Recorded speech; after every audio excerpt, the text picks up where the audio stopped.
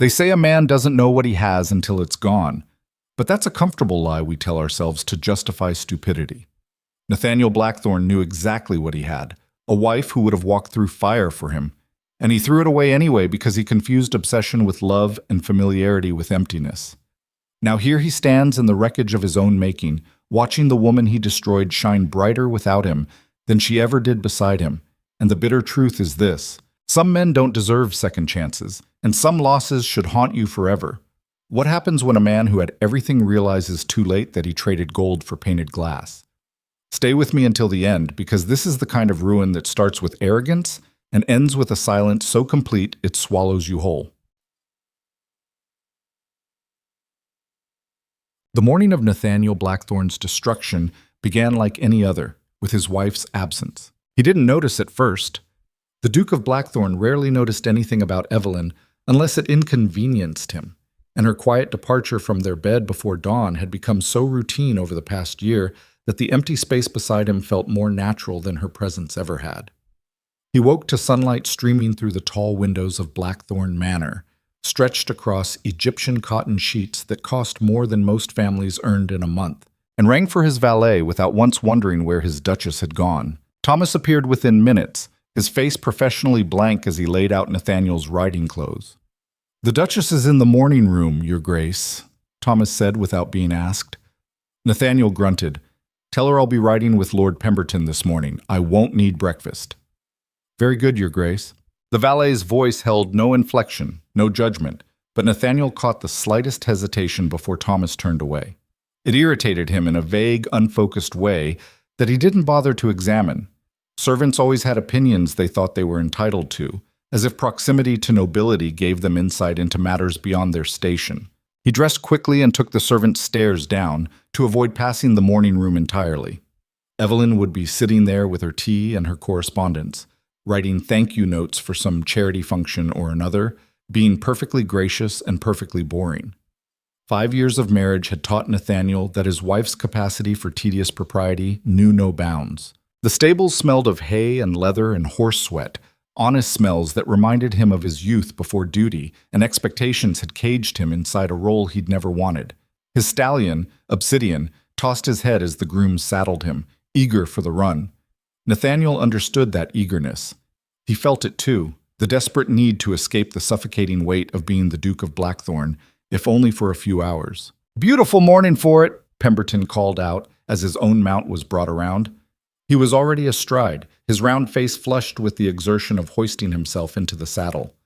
"Weather's been abysmal lately. Good to finally get some sun." Nathaniel swung up onto Obsidian with the easy grace of a man who'd been riding since he could walk. "I need the air. The manor feels like a tomb these days." "Evelyn not brightening your days, eh?" Pemberton laughed, that knowing laugh men shared when discussing wives they found tiresome. "Mine's been after me about the season. Wants to throw a ball. As if we need another excuse for the vultures to peck at our coffers." They rode out through the estate gates, past the manicured gardens that Evelyn had restored when they were first married. She'd spent months working with the head gardener, choosing plantings that would bloom in sequence throughout the year. Nathaniel remembered being annoyed by how much time she devoted to it, as if arranging flowers was somehow meaningful work. The memory soured his mood further. "I think we married the wrong women," he said, more bitterly than he'd intended. "Mine's perfectly pleasant, perfectly dutiful, perfectly insufferable in her perfection." Pemberton chuckled. "They all are, old boy. It's what they're raised for. Grace and propriety and making us look good at parties. Can't fault them for being what they were bred to be." But that wasn't quite it, Nathaniel thought, as they cantered across the open fields of his estate. It wasn't that Evelyn was dutiful. Plenty of wives were dutiful without making their husbands feel like they were slowly suffocating. It was something else, something he couldn't articulate even to himself. She looked at him with such steady devotion, such unshakable faith in his goodness, and it made him feel like a fraud. Because he wasn't good. He'd never been good. He'd married Evelyn because she was suitable. Impeccable breeding, modest dowry, pretty enough without being threatening, and most importantly, willing. His father had approved the match. His mother had approved the match. Society had approved the match. Everyone had been very pleased with how well he'd done for himself, landing Evelyn Ashford with her gentle disposition and her family's old name. No one had asked if he loved her. No one had asked if he wanted to. They'd been married 3 months when Nathaniel had seen Vivian Sterling again at the theater. She'd been standing in the Ashworth box, laughing at something Lord Ashworth had said, and the sight of her had punched the air from Nathaniel's lungs. 10 years since he'd last seen her, since his father had ended their engagement and arranged his marriage to Evelyn instead, and Vivian was still the most captivating woman he'd ever laid eyes on. That night, he'd barely heard the opera. He'd sat beside Evelyn in their box, watched her watch the performance with polite attention, and felt the cage of his marriage lock shut around him with finality. 4 years later, he still couldn't get Vivian out of his mind. "You're thinking about her again," Pemberton said, pulling his horse alongside Nathaniel's. "I can always tell. You get this look." Nathaniel didn't ask who he meant. "She's been at every event this season. It's impossible to avoid her." "Then don't avoid her." Pemberton shrugged with the carelessness of a man who'd never loved anyone more than he loved his own comfort. "Everyone knows Ashworth married her for her father's shipping connections. He's twice her age and barely notices she exists. If you want the woman, take her. It's not as if your marriage is a love match." The casual cruelty of it should have bothered Nathaniel, should have made him think of Evelyn sitting in the morning room, writing her thank you notes with patient care, should have reminded him that his wife had done nothing to deserve his contempt except fail to be the woman he'd wanted. Instead, it felt like permission. "Evelyn would be devastated," he said, testing the words. "Evelyn would survive. Women always do." Pemberton pulled up his horse near the edge of the woods. "Look, I'm not saying throw it in her face, but you're the Duke of Blackthorn. You're entitled to certain accommodations. It's practically expected in our circles." Nathaniel knew that was true. Half the men in his club kept mistresses. Some of them paraded their lovers through society with barely concealed pride, while their wives smiled bravely and pretended not to notice. It was the way of things, the price women paid for security and status. But Evelyn wouldn't smile bravely. She'd break quietly, the way she did everything, with dignity and grace and that terrible silent devastation he'd seen in her eyes the few times he'd been needlessly cruel. The thought should have stopped him. It didn't. The Ashworth Ball was the event of the season, the kind of ostentatious display of wealth that made even other aristocrats raise their eyebrows. Crystal chandeliers imported from Venice, champagne from France, an orchestra of 30 musicians, and enough roses to blanket half of England. Evelyn had spent the afternoon getting ready with her lady's maid, enduring the careful arrangement of her hair and the lacing of her corset with patient stillness. Nathaniel had barely looked at her when she'd emerged from her dressing room. She wore deep emerald silk that brought out the green in her eyes, her mother's diamonds at her throat, her dark hair swept up to reveal the graceful line of her neck. She looked beautiful in that quiet, understated way she always did, like morning light through curtains, easily overlooked and easily forgotten. "You look lovely," he'd said, the words automatic and empty. She'd smiled at him with such genuine pleasure that it had made him feel vaguely sick. Now they stood in the Ashworth ballroom making small talk with Lord and Lady Pemberton, and Nathaniel could feel Vivian's presence like a magnetic pull, even though he hadn't seen her yet. Evelyn stood beside him with her gloved hand resting lightly on his arm, playing her part perfectly as always, smiling and nodding and saying exactly the right things to exactly the right people. "The Duchess has been absolutely instrumental in our literacy program," Lady Pemberton was saying. "The number of children we've been able to reach has doubled since she joined the committee." Evelyn ducked her head modestly. "It's important work. Every child deserves to read." "Spoken like a true philanthropist," Lord Pemberton boomed. "Your wife's a credit to you, Blackthorn. A credit." Nathaniel murmured something appropriate and felt Evelyn's fingers tighten slightly on his arm. A small gesture of affection, of connection, of the quiet intimacy she still tried to maintain between them despite his coldness. He wanted to shake her off. Then he saw Vivian across the ballroom, and everything else ceased to exist. She wore crimson. Of course she did. Vivian had always loved making an entrance, and she moved through the crowd like a flame, drawing every eye, commanding attention without effort. Her hair was piled high in an elaborate style that showed off the rubies at her ears and throat. And when she laughed at something Lady Ashworth said, the sound carried across the room like music. "Excuse me," Nathaniel said abruptly. "I need to speak with Ashworth about a business matter." Evelyn's hand fell away from his arm. "Of course." He didn't look back at her as he crossed the ballroom, didn't see the way her smile faltered, didn't notice Lady Pemberton's pitying glance or the whispers that started rippling through the crowd as people marked his trajectory toward Lady Ashworth with knowing looks. Vivian saw him coming. Her eyes met his across the distance, and something electric passed between them. Recognition, memory, all the passion they'd shared before his father had ripped them apart. "Your Grace," she said when he reached her, her voice low and intimate despite the public setting. "What a delightful surprise." "Lady Ashworth." He bowed over her hand, holding it a fraction too long. "You're radiant tonight." "Am I?" She tilted her head, a small smile playing at her lips. "How kind of you to notice." The words were innocent enough for public consumption, but the heat beneath them was unmistakable. Lord Ashworth was deep in conversation with a group of men near the card room, oblivious to his wife's flirtation. Nathaniel let himself drown in Vivian's dark eyes, in the familiar scent of her perfume, in the fantasy of what might have been if his father hadn't valued political alliance over his son's happiness. "Dance with me," he said. It wasn't a request. "I'd be delighted," Vivian replied, taking his offered arm. They swept onto the dance floor together, and Nathaniel forgot to care that half the ballroom was watching them with sharp interest. Forgot that his wife was standing by the windows with her patient smile, watching him choose another woman in front of everyone who mattered. Forgot everything except the feeling of Vivian in his arms, the way they'd always moved together like two parts of the same whole. "You've been avoiding me," she murmured as they turned through the waltz. "I've been trying to do the right thing." "And how's that working for you?" He pulled her infinitesimally closer, pressing the boundaries of propriety.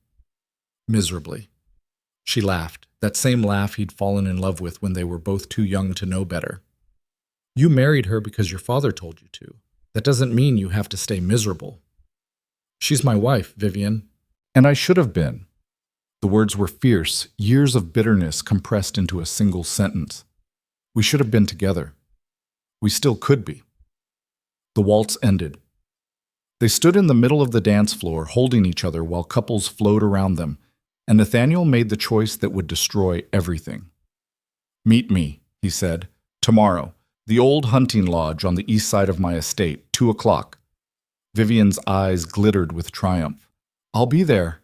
He escorted her back to Lady Ashworth and went to find Brandy, his heart pounding with the reckless euphoria of a man jumping off a cliff. Somewhere in the crowd, Evelyn was watching. He could feel her gaze like a physical weight, but he didn't look for her. Didn't want to see what his betrayal had done to her face. That would come later. Evelyn stood by the tall windows overlooking the Ashworth Gardens and tried to remember how to breathe. She'd known this was coming. In her heart, she'd known from the moment Vivian Sterling had reappeared in London society that Nathaniel would drift back toward his first love like a compass finding north. She'd seen it in the way he looked at Vivian across crowded rooms, the way he found excuses to be wherever she was, the way he'd grown even more distant at home until Evelyn felt like a ghost haunting her own marriage. But knowing and seeing were different things. Watching her husband dance with another woman, watching him look at Vivian the way he'd never once looked at her, watching him choose public humiliation over even the pretense of loyalty. That was a different kind of pain, the kind that hollowed you out from the inside until you were nothing but a shell in an emerald dress, smiling politely while your world collapsed. "My dear," Lady Pemberton said softly, appearing at Evelyn's elbow. "Perhaps you'd like some air. The gardens are lovely." It was kindly meant, a graceful exit from her own humiliation. Evelyn wanted to take it, wanted to flee into the darkness and let the tears fall where no one could see them. But she was the Duchess of Blackthorn, and duchesses didn't run. "I'm quite all right, thank you," she said, her voice steady despite the screaming inside her chest. "The ballroom is rather warm tonight, though, isn't it?" "Stifling," Lady Pemberton agreed, playing along with the fiction that heat was the problem. Men never notice these things. Too busy with their brandy and their cards. And their mistresses, Evelyn thought. Too busy with women who laughed like music and wore crimson dresses and made them forget they had wives waiting at home. She stayed another 2 hours because leaving early would have been an admission of defeat. She danced with Lord Pemberton and Lord Ashworth and half a dozen other men who asked out of pity or politeness. She made conversation about the weather and the season and the Queen's latest fashion choices. She played her part with the same grace she brought to everything, and if her smiles felt like lies painted on her face, well, no one seemed to notice. Nathaniel never came back to her side. She watched him from across the ballroom, laughing with Lord Ashworth's set, drinking too much, carefully not looking in her direction. The cut was deliberate, the message clear. She was an embarrassment, an inconvenience, a wife he'd been saddled with against his will. She'd known that too. Had known it from the first night of their marriage when he'd come to her bed out of duty and left the moment it was done. Had known it through 5 years of careful distance, of polite coldness, of the 1,000 small ways he'd made it clear she was tolerated but not wanted. But tonight felt different. Tonight felt final. The carriage ride home was silent. Nathaniel sat across from her with his eyes closed, probably drunk, probably thinking about Vivian. Evelyn looked out the window at London passing by in shadows and lamplight and wondered when she'd become so pathetic. When had she accepted this half-life of patient devotion to a man who'd never wanted her? When had she convinced herself that loving him enough might eventually make him love her back? What a stupid, childish hope that had been. They arrived at Blackthorn Manor past midnight. Nathaniel climbed out of the carriage without offering her his hand, without waiting to walk her inside, disappearing into the house like she didn't exist. Evelyn followed more slowly, her legs aching from standing in heeled slippers for hours, her head pounding from the effort of not crying. Her lady's maid was waiting in her chambers, ready to help her undress. Evelyn stood still as the emerald dress was unlaced and lifted away, as the diamonds were removed and returned to their case, as the careful arrangement of her hair was unpinned and brushed out. She looked at herself in the mirror and saw a stranger, a woman who'd spent 5 years trying to be perfect for a man who didn't care. "Will you need anything else, Your Grace?" the maid asked. "No, thank you. You may go." Alone, finally, Evelyn sat at her dressing table in her nightgown and let herself feel it. The humiliation, the rejection, the bone-deep exhaustion of loving someone who couldn't love you back. Tears came then, silent and hot, tracking down her face while she stared at her reflection. She'd been 18 when she married Nathaniel, fresh from her debut season, thrilled that the handsome Duke of Blackthorn had chosen her out of all the eligible girls. She'd believed in fairy tales then, believed that marriage was the beginning of a grand romance, that she just needed to be good enough, dutiful enough, loving enough, and her husband would eventually see her worth. 5 years had taught her better. She wasn't sure how long she sat there, crying for the death of dreams she should have abandoned years ago. Long enough for the house to fall silent, long enough for the moon to track across her windows, long enough to feel the last fragments of hope crumble into dust inside her chest. A knock at her door made her straighten, hastily wiping her face.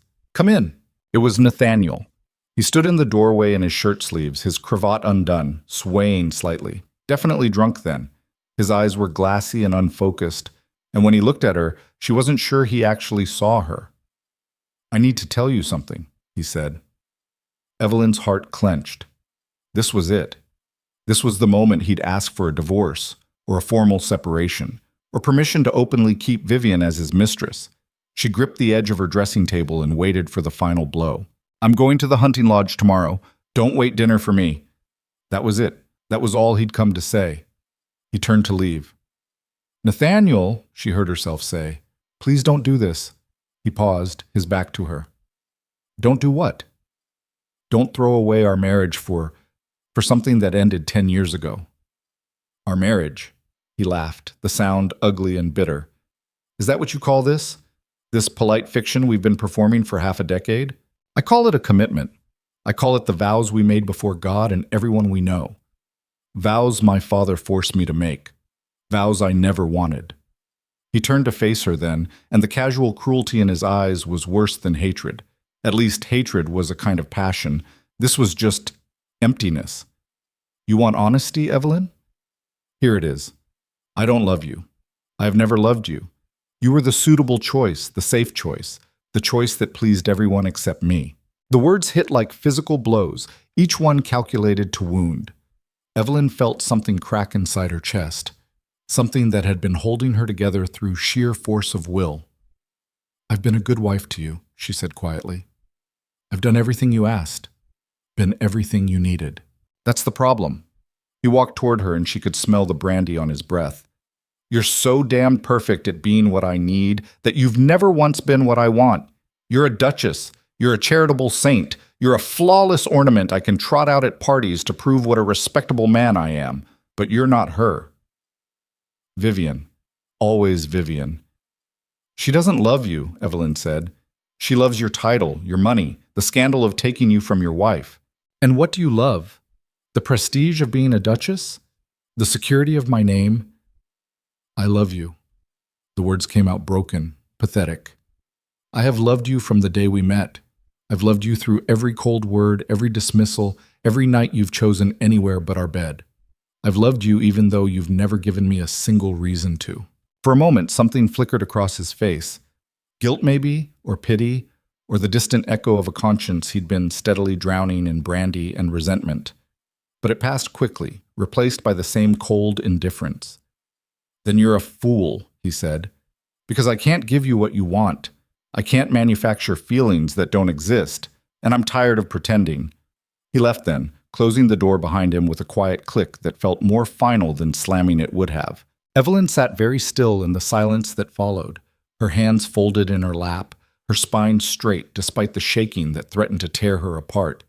She thought about her mother's advice before the wedding.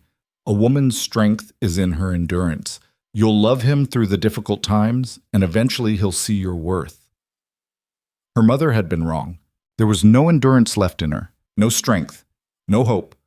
Just the hollow recognition that she'd wasted 5 years of her life trying to earn love from a man who viewed her as an obligation, and she couldn't do it anymore. She couldn't watch him choose Vivian tomorrow, couldn't sit in this manner pretending everything was fine while he conducted an affair everyone knew about, couldn't keep breaking herself into smaller and smaller pieces trying to fit into a space he refused to make for her. She stood up on shaking legs and went to her writing desk, drew out a piece of her personal stationery, dipped her pen in ink. The letter took her an hour to write, crossing out words and starting over until she'd said everything that needed saying without dissolving into the desperate pleading her heart wanted to spill across the page. When she was finished, she sealed it with wax and her personal signet, then set it on Nathaniel's pillow. Then she packed. Not everything. That would take servants and attention she didn't want. Just the essentials. A trunk of dresses. Her jewelry. The few personal items that mattered.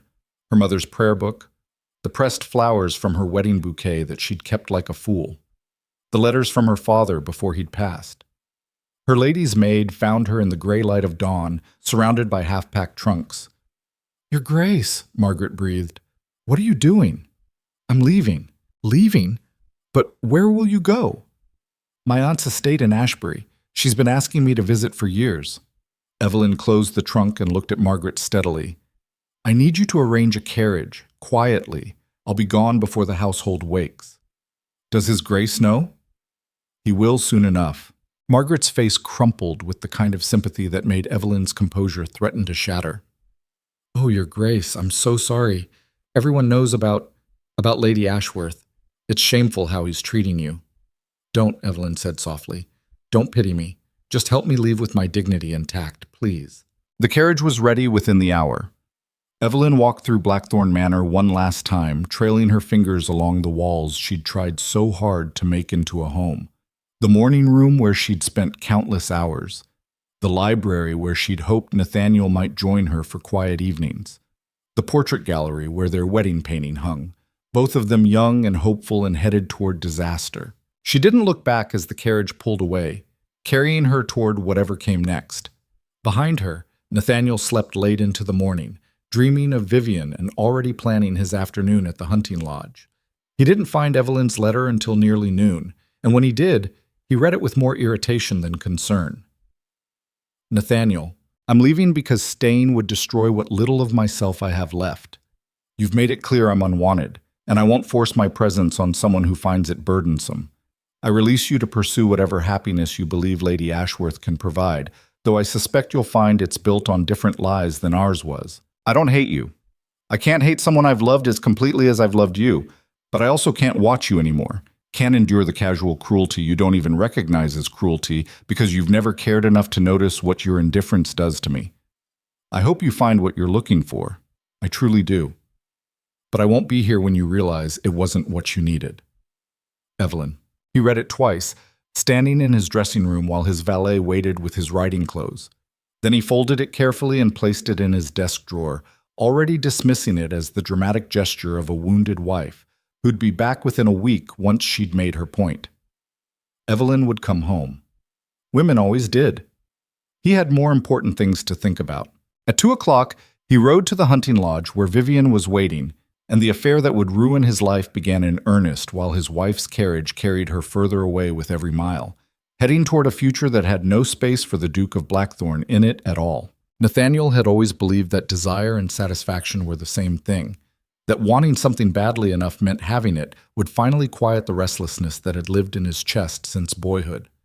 He was wrong about that, the way he'd been wrong about everything else that mattered, but he wouldn't understand that for months yet, not until the hunting lodge afternoons with Vivian had rotted from passion into routine, not until the rumors had spread so thick through London that even he couldn't ignore them, not until he stood in the ruins of his own making and realized too late that some hungers don't get fed, they just grow sharper. The first month after Evelyn left was the easiest because Nathaniel barely noticed she was gone. He woke in empty beds and ate solitary breakfasts and spent his afternoons at the lodge with Vivian, drowning in the kind of reckless physical intensity he'd convinced himself was love. She met him there 3 times a week, sometimes 4, slipping away from Lord Ashworth's indifferent household to the secluded stone building on the edge of Nathaniel's estate where they could pretend the rest of the world didn't exist. It felt like vindication at first, like reclaiming something that had been stolen from him 10 years ago when his father had ended their engagement. Every time Vivian laughed in his arms, every time she whispered that she'd never stopped loving him, it reinforced the story he'd been telling himself. That he'd married the wrong woman, that Evelyn had been a mistake imposed by duty, that real passion couldn't be manufactured through propriety and vows. He ignored the fact that Vivian never asked about his life beyond their stolen hours, never asked about his estate management or his seat in Parliament or any of the responsibilities that filled his days. She wanted the fantasy version of him, the young man who'd loved her before obligation had complicated everything, and he was happy to perform that role, because it meant he didn't have to think about the growing problems everywhere else. Thomas packed away Evelyn's things from the Duchess's chambers without comment, though Nathaniel caught the valet's disapproving silence every time he returned from the lodge smelling of Vivian's perfume. The other servants developed the same careful neutrality, going about their duties with faces that revealed nothing while the gossip undoubtedly spread through the household like wildfire. Nathaniel told himself he didn't care what they thought. He told himself Evelyn would come crawling back once she'd finished sulking at her aunt's estate. He told himself a lot of comfortable lies that first month. The cracks started showing in the second month when Lord Pemberton pulled him aside at White's and said, "Your wife's been gone 6 weeks now. People are starting to talk." Nathaniel had been 3 glasses deep into excellent brandy, loose-limbed and unconcerned. Let them talk. Evelyn needed time to accept reality. She'll come around. Pemberton's round face had gone serious in a way that cut through the alcohol haze. "That's not what they're saying, old boy. They're saying you drove her away for Lady Ashworth, that you humiliated her publicly, and she had too much pride to endure it." "So what?" Nathaniel had drained his glass and signaled for another. "Half the men here keep mistresses. Why is everyone so scandalized when I do it? Because you didn't keep it discreet, you bloody fool. You danced with Vivian Sterling in front of the entire Ashworth ball while your wife watched. You made it a spectacle." The words had stung more than Nathaniel wanted to admit, partly because they were true, and partly because he'd been too drunk on forbidden romance to notice he'd crossed a line. There were rules about these things, unspoken but ironclad. You could have your affairs as long as you protected your wife's dignity in public, as long as she could maintain the fiction that everything was fine. He'd blown past those rules without a second thought, and now London society was reassessing him. Still, he'd convinced himself it would blow over. Scandals always did. Give it a few weeks, and someone else would do something outrageous enough to shift attention away from the Duke of Blackthorn's marital troubles. Then the invitations started drying up, not all at once, not obviously enough to call it a direct cut, but slowly, steadily, the flood of social obligations that had defined his calendar began to thin. The Weatherby ball that he'd attended for years suddenly had a conflict with the date. Lady Morrison's garden party was family only this year. The Cunningham dinner was at capacity, so sorry. He mentioned it to Vivian one afternoon at the lodge, half joking about how fickle society could be. She'd been sprawled across the bed they'd just thoroughly occupied, her dark hair loose around her shoulders, and she'd laughed that musical laugh he'd once found enchanting. They're protecting their reputations. Nobody wants to be seen endorsing your behavior. My behavior? He'd pulled on his shirt, suddenly irritated. You're the one who's married to someone else too. I'm a woman. Different rules. She sat up, wrapping the sheet around herself with calculated modesty. Besides, Ashworth doesn't care what I do as long as I'm discreet about it. You're the one who made it a public circus. The accusation in her tone caught him off guard. I thought you wanted this. Wanted us. I wanted you to be smart about it. Her eyes had gone hard in a way he'd never seen before, all the softness of their post-coital intimacy evaporating. I wanted you to handle your wife quietly so we could continue without every gossip in London watching our every move. Handle my wife. The phrase sat wrong in his mouth. Evelyn's not some problem to be managed. She's… What? Your Duchess? Vivian's smile was sharp. She was convenient, Nathaniel. Suitable. Safe. Everything you resented about the marriage your father forced on you. Don't pretend she meant more than that just because she had the sense to leave before you pushed her out. He'd left the lodge earlier than usual that day, driving his curricle too fast through the estate roads while Vivian's words circled in his head like carrion birds. She was right. She had to be right. Because admitting she was wrong meant admitting he'd destroyed his marriage for a woman who viewed him as carelessly as he'd viewed Evelyn. The thought was too uncomfortable to sit with, so he drowned it in more brandy and told himself everything would settle once the gossip died down. It didn't die down. By the third month, the rumors had metastasized from whispered scandal into open judgment. Women he'd known for years gave him cut direct at the opera. Men he'd considered friends made excuses to avoid him at the club. His mother wrote a scathing letter demanding to know what he thought he was doing, dragging the Blackthorne name through the mud for some tawdry affair with Vivian Sterling, of all people. The irony is you could have married her 10 years ago if you'd had a spine, his mother had written in her precise, cutting script. Your father would have relented if you'd fought for it. Instead, you accepted Evelyn without protest, and now you've decided she's inadequate because she had the misfortune of not being your first choice. You're a coward, Nathaniel, and cowards make terrible dukes. He'd burned the letter in the fireplace of his study and opened another bottle. The estate books were a disaster he'd been ignoring for months, maybe longer. His steward had been trying to get his attention about falling revenues and rising costs, about tenant complaints and necessary repairs, but Nathaniel kept putting off the meetings. There would be time to deal with business matters later, after the social situation stabilized, after Evelyn came home and gave him the cover of respectability again. Except Evelyn didn't come home. Her aunt's estate in Ashbury was apparently quite comfortable, according to the few reports that filtered back through mutual acquaintances. The Duchess of Blackthorne was staying indefinitely. She seemed in good spirits. She'd joined the local parish charity work and was making quite an impression on the community. The information came third-hand and sparse, but each tidbit felt like a small rejection. She was building a life without him. Not dramatically, not with any grand gestures of independence, but quietly. The way she did everything. Just erasing him from her daily existence as if 5 years of marriage could be discarded without difficulty. It should have relieved him, should have made the affair with Vivian simpler, cleaner, free of guilt. Instead, it gnawed at him. He started drinking earlier in the day, started missing parliamentary sessions he'd never have skipped before, started showing up at the lodge disheveled and smelling of yesterday's brandy, desperate for Vivian to look at him the way she had in the beginning, like he was everything she'd ever wanted.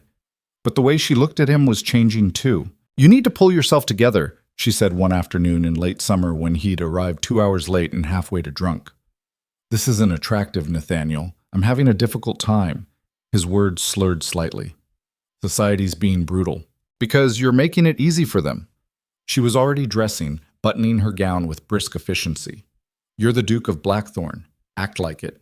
Get your wife back. Make a public reconciliation. Restore your reputation.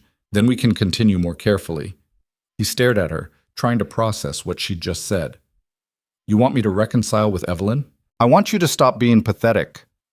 Vivian turned to face him, and her expression held none of the tenderness he'd convinced himself she felt. You're losing everything. Your standing, your influence, your self-respect. I didn't risk my own reputation for a man who can't hold himself together under a little social pressure. This isn't a little pressure, Vivian. I'm being ostracized. Then fix it. She picked up her cloak. Grovel to your wife if you have to. Make it look good for society. But stop wallowing like this. It's beneath you.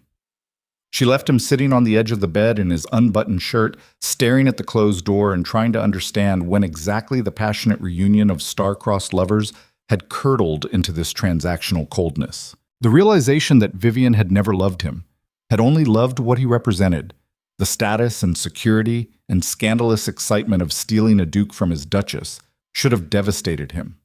Instead, it just made him angrier, at himself mostly, for being stupid enough to believe her performance, for throwing away a wife who'd actually cared about him in pursuit of a fantasy he'd built in his own head, for proving his mother right about being a coward, but also at Evelyn, which made even less sense but felt easier than the alternative. This was her fault somehow. If she'd been different, more exciting, less perfectly dutiful, he wouldn't have needed to look elsewhere. If she'd fought for him instead of leaving with that quiet dignity, maybe he'd have realized what he was losing. If she'd just come back and fixed the mess her absence had created, he could stop feeling like he was drowning in consequences he didn't fully understand. He started writing her letters. The first one was defensive, barely coherent, written at 2 a.m. after a dinner at Pemberton's where he'd been seated at the far end of the table like a social pariah. Evelyn, your prolonged absence is causing significant damage to both our reputations. Whatever grievances you have with me, surely we can discuss them like reasonable adults. I expect you home by the end of the month. Nathaniel. She didn't respond. The second letter was angrier, more demanding. Your childish tantrum has gone on long enough. You have responsibilities here as my duchess. I will not be held hostage to your wounded pride. Return immediately or I'll be forced to take more serious measures. Still nothing. The third letter he wrote drunk and never should have sent, but Thomas found it on his desk and posted it anyway. I don't understand what you want from me. I never promised you love. You knew what this marriage was when you agreed to it. You want me to grovel? Fine. I'm sorry I hurt you. I'm sorry I wasn't the husband you fantasized about. But you're punishing me for being honest about my limitations, and that's not fair. Please come home. We can work this out. That one got a response, but not from Evelyn. Her aunt, Lady Ashbury, sent a tersely worded note through her solicitor informing the Duke of Blackthorn that Her Grace the Duchess preferred not to receive any further correspondence at this time, and that any necessary communications regarding the marriage should be directed through appropriate legal channels. Legal channels. The words hit like cold water. She was talking to solicitors, building walls, making this permanent in ways that went beyond hurt feelings and temporary separation. Nathaniel had always assumed she'd forgive him eventually because that's what wives did. They endured. They forgave. They came back. Evelyn apparently had different plans. He confronted Pemberton about it over cards at White's, his hands shaking slightly as he dealt. What the hell am I supposed to do? She won't talk to me, won't read my letters. She's got her bloody aunt running interference like I'm some kind of threat. Pemberton studied his cards with the careful neutrality of a man trying to avoid giving offense. Maybe she needs more time. It's been 4 months, and how long did you flaunt Vivian Sterling before she left? I wasn't flaunting anything, Nathaniel snapped. I was trying to find some happiness in a marriage that never should have happened. Then let her go. Pemberton met his eyes across the table. If the marriage was such a mistake, let Evelyn have her freedom. You've got what you wanted, Vivian, or whatever's left of that affair. Let your wife have peace. The suggestion made Nathaniel's chest tighten with something that felt dangerously close to panic. I can't just let her go. She's my wife. She belongs to Blackthorn. Belongs? Pemberton's expression soured. You're talking about a woman like she's property, Blackthorn. That's the kind of thinking that got you into this mess. She made vows. So did you. How are you honoring them? Nathaniel threw down his cards and left the club, rage and shame churning in his gut in equal measure. Everyone had opinions suddenly. Everyone wanted to tell him what he'd done wrong, how he should fix it, why he was the villain in a story that was far more complicated than they understood. None of them had lived his life. None of them had been forced into a marriage they didn't want. None of them understood what it felt like to wake up every day next to someone you'd chosen out of duty instead of desire and feel the weight of that compromise crushing you slowly. He went to the lodge looking for Vivian, needing her to remind him why he'd made the choices he'd made, why destroying his marriage had been worth it. She wasn't there. He waited for 2 hours, drinking the brandy he kept stocked in the lodge and watching the sun sink through the windows. She didn't come, didn't send word, just abandoned him to his spiral without explanation. When he finally staggered back to Blackthorn Manor past dark, Thomas was waiting in the entrance hall with a silver tray. "Letter for you, Your Grace. From Lady Ashworth." Nathaniel's hands fumbled with the seal, hope and dread fighting in his chest. The note was brief. "Nathaniel, I think it's best we end this arrangement. You've become too dependent, and I have no interest in managing your emotional state. It was exciting for a while, but you're not the man I thought you were. Lord Ashworth and I are departing for the continent for the winter. Please don't contact me again. V." He read it 3 times, waiting for the devastation to hit.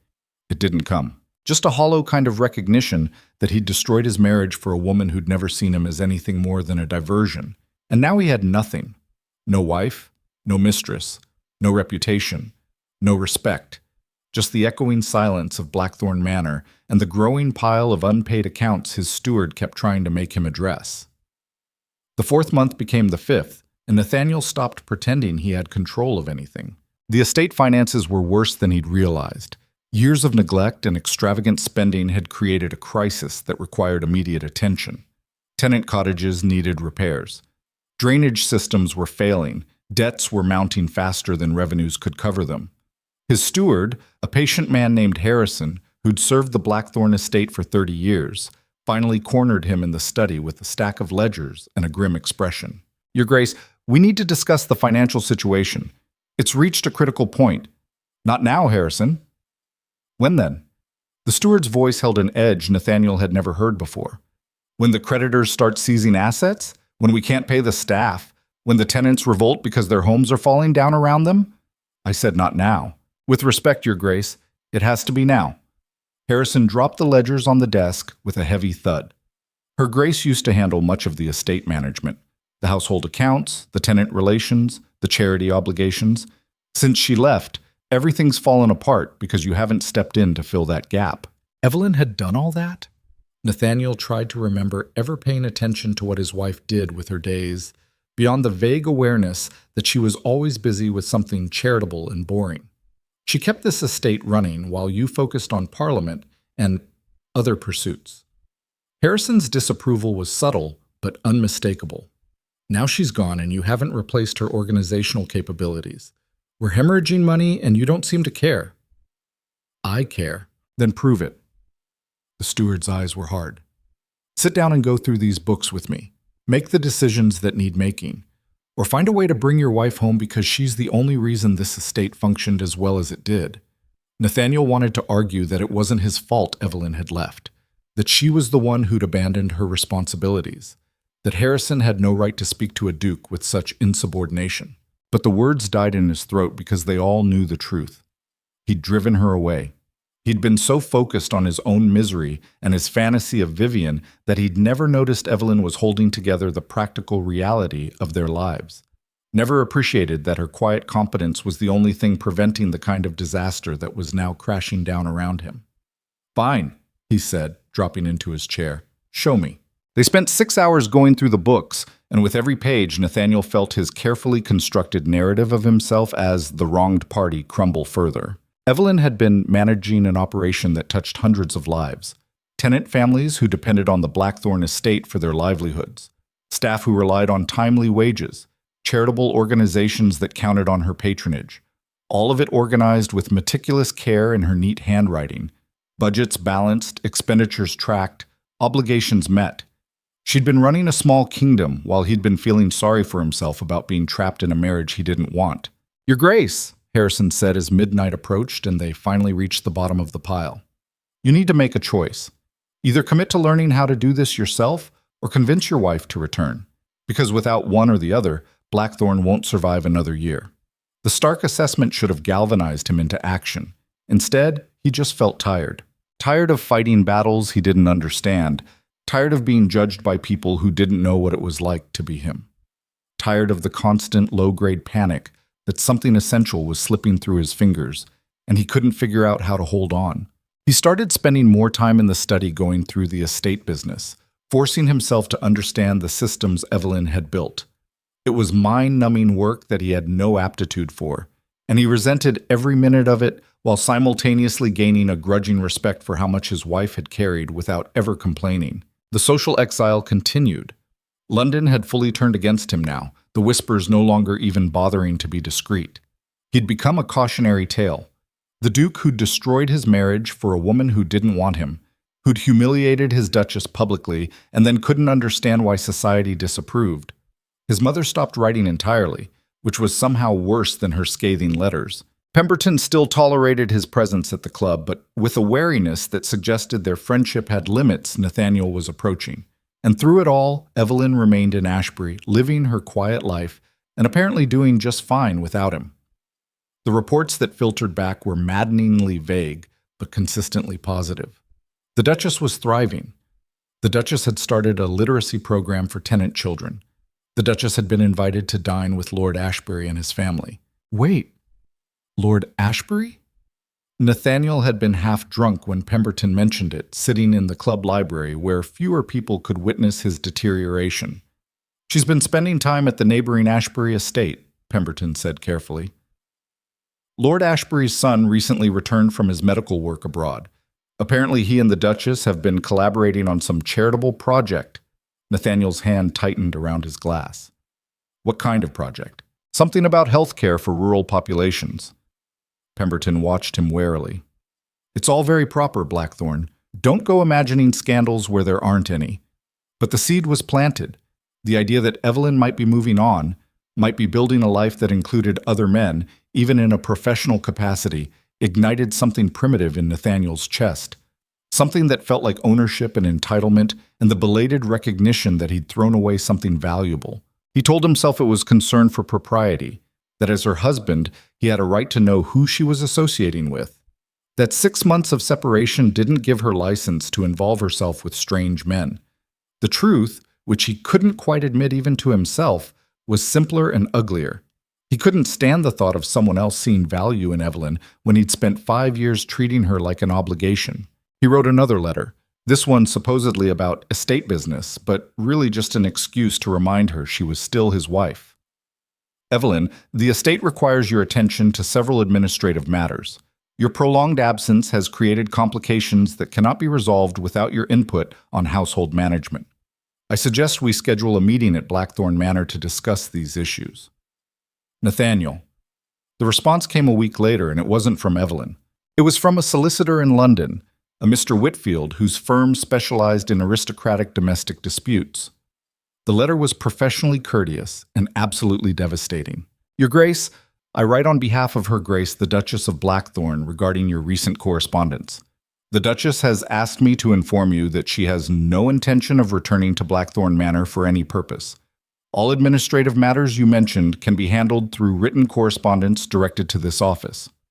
Furthermore, the Duchess wishes to make clear that while she has no immediate plans to seek legal separation, she considers the marriage effectively concluded and asks that you respect her privacy and refrain from further direct contact. Your Grace's cooperation in this matter would be appreciated. The words hit like a physical blow. She'd hired a solicitor. She was building formal barriers between them.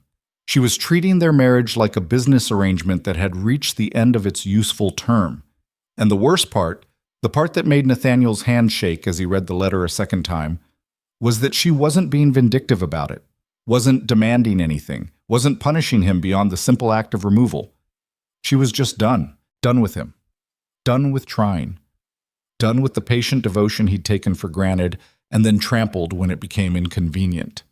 He crumpled the letter and threw it across the study, then immediately retrieved it and smoothed it out again because it was evidence, proof that he'd actually managed to push away the one person who genuinely cared about him.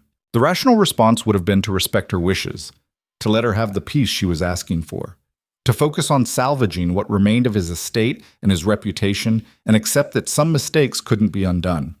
Nathaniel had never been particularly good at rational responses.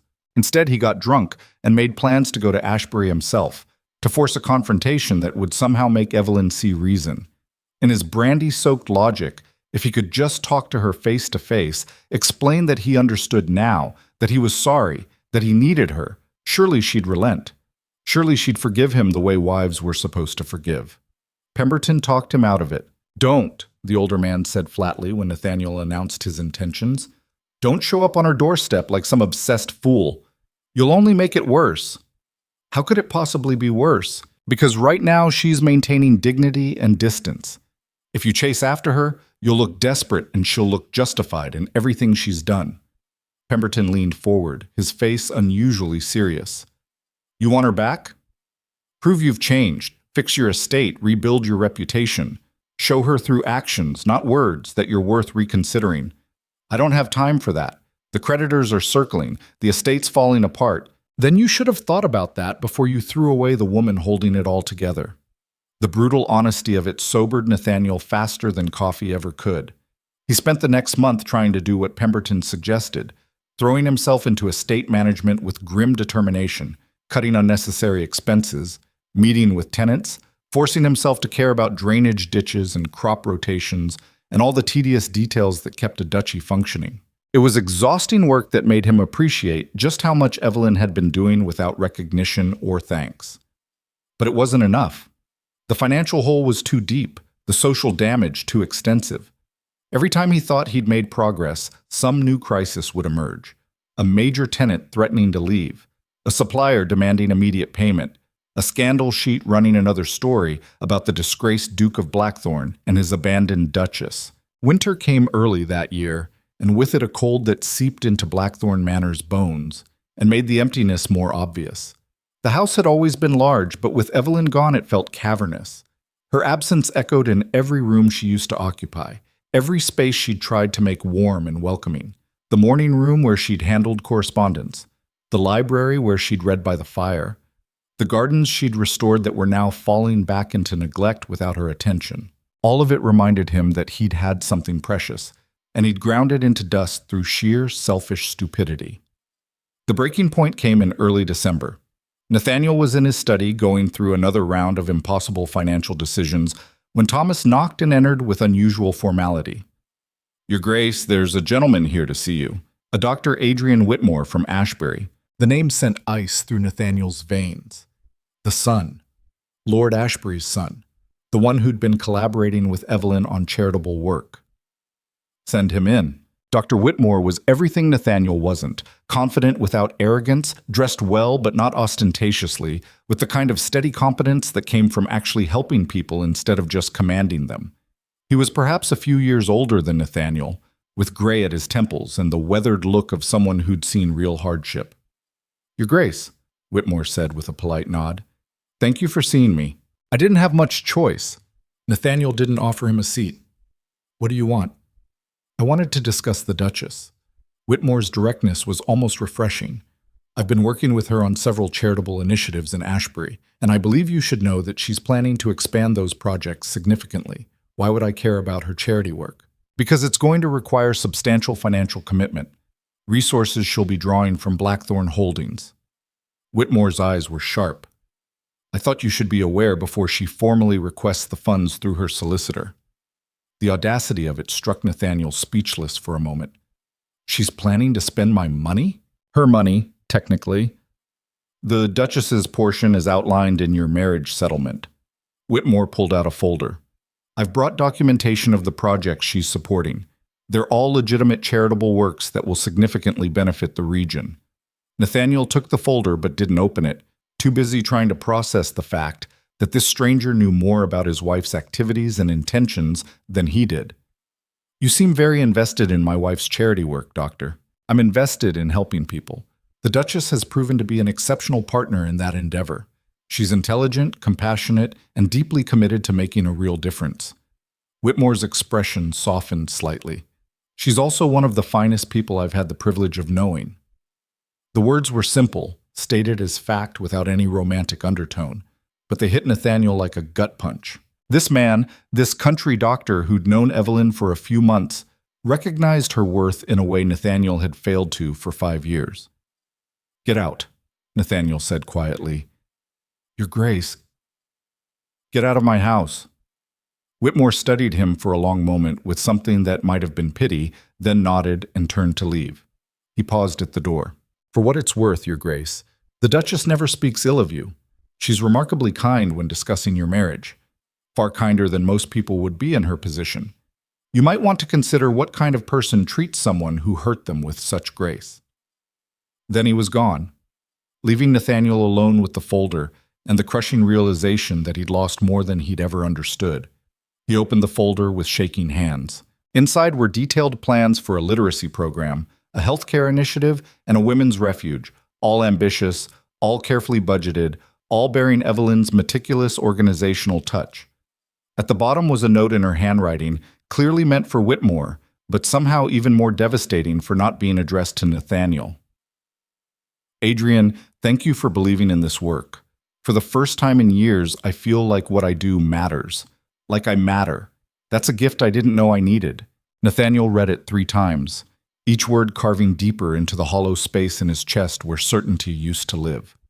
She'd found purpose without him. She'd found people who valued her. She'd found a life where she mattered, and none of it had anything to do with being the Duchess of Blackthorn. And he had no idea how to compete with that, because he'd never given her any of those things himself. He sat in his study as darkness fell, the folder open in front of him, and finally understood what he'd done. He hadn't just lost a wife. He'd lost the only person who'd ever looked at him and seen someone worth loving, and he'd thrown that away for a fantasy that had evaporated the moment it became real.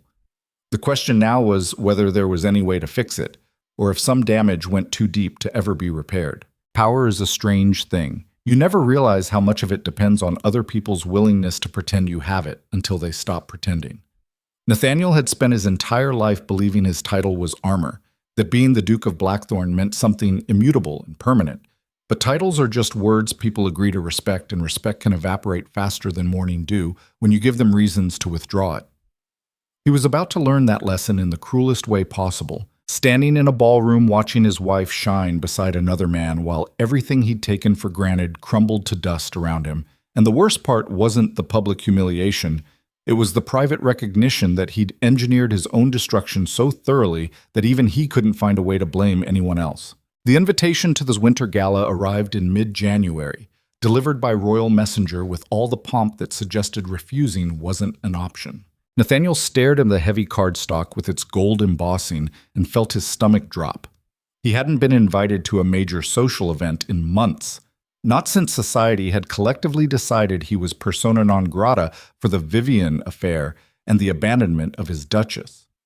The fact that this invitation came directly from the palace meant someone with real power wanted him there.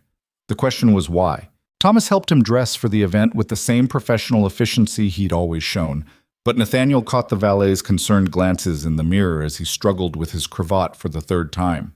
His hands were shaking, had been shaking for weeks now, a tremor he couldn't quite control that got worse when he was stressed or hadn't been drinking. "You look well, Your Grace," Thomas lied smoothly. Nathaniel barked out a bitter laugh. "I look like hell, and we both know it." He did look like hell. The past 7 months had carved lines into his face that made him look a decade older. His clothes hung looser than they should because he kept forgetting to eat. His eyes had the hollow quality of someone who wasn't sleeping enough, wasn't sleeping well, was spending too many nights staring at the ceiling wondering how everything had gone so catastrophically wrong. The palace ballroom was already packed when Nathaniel arrived, glittering with the cream of London society in their finest clothes and their sharpest judgment. He felt the shift in atmosphere the moment he entered, conversations pausing mid-sentence, heads turning, whispers rippling through the crowd like wind through wheat. The disgraced Duke had arrived.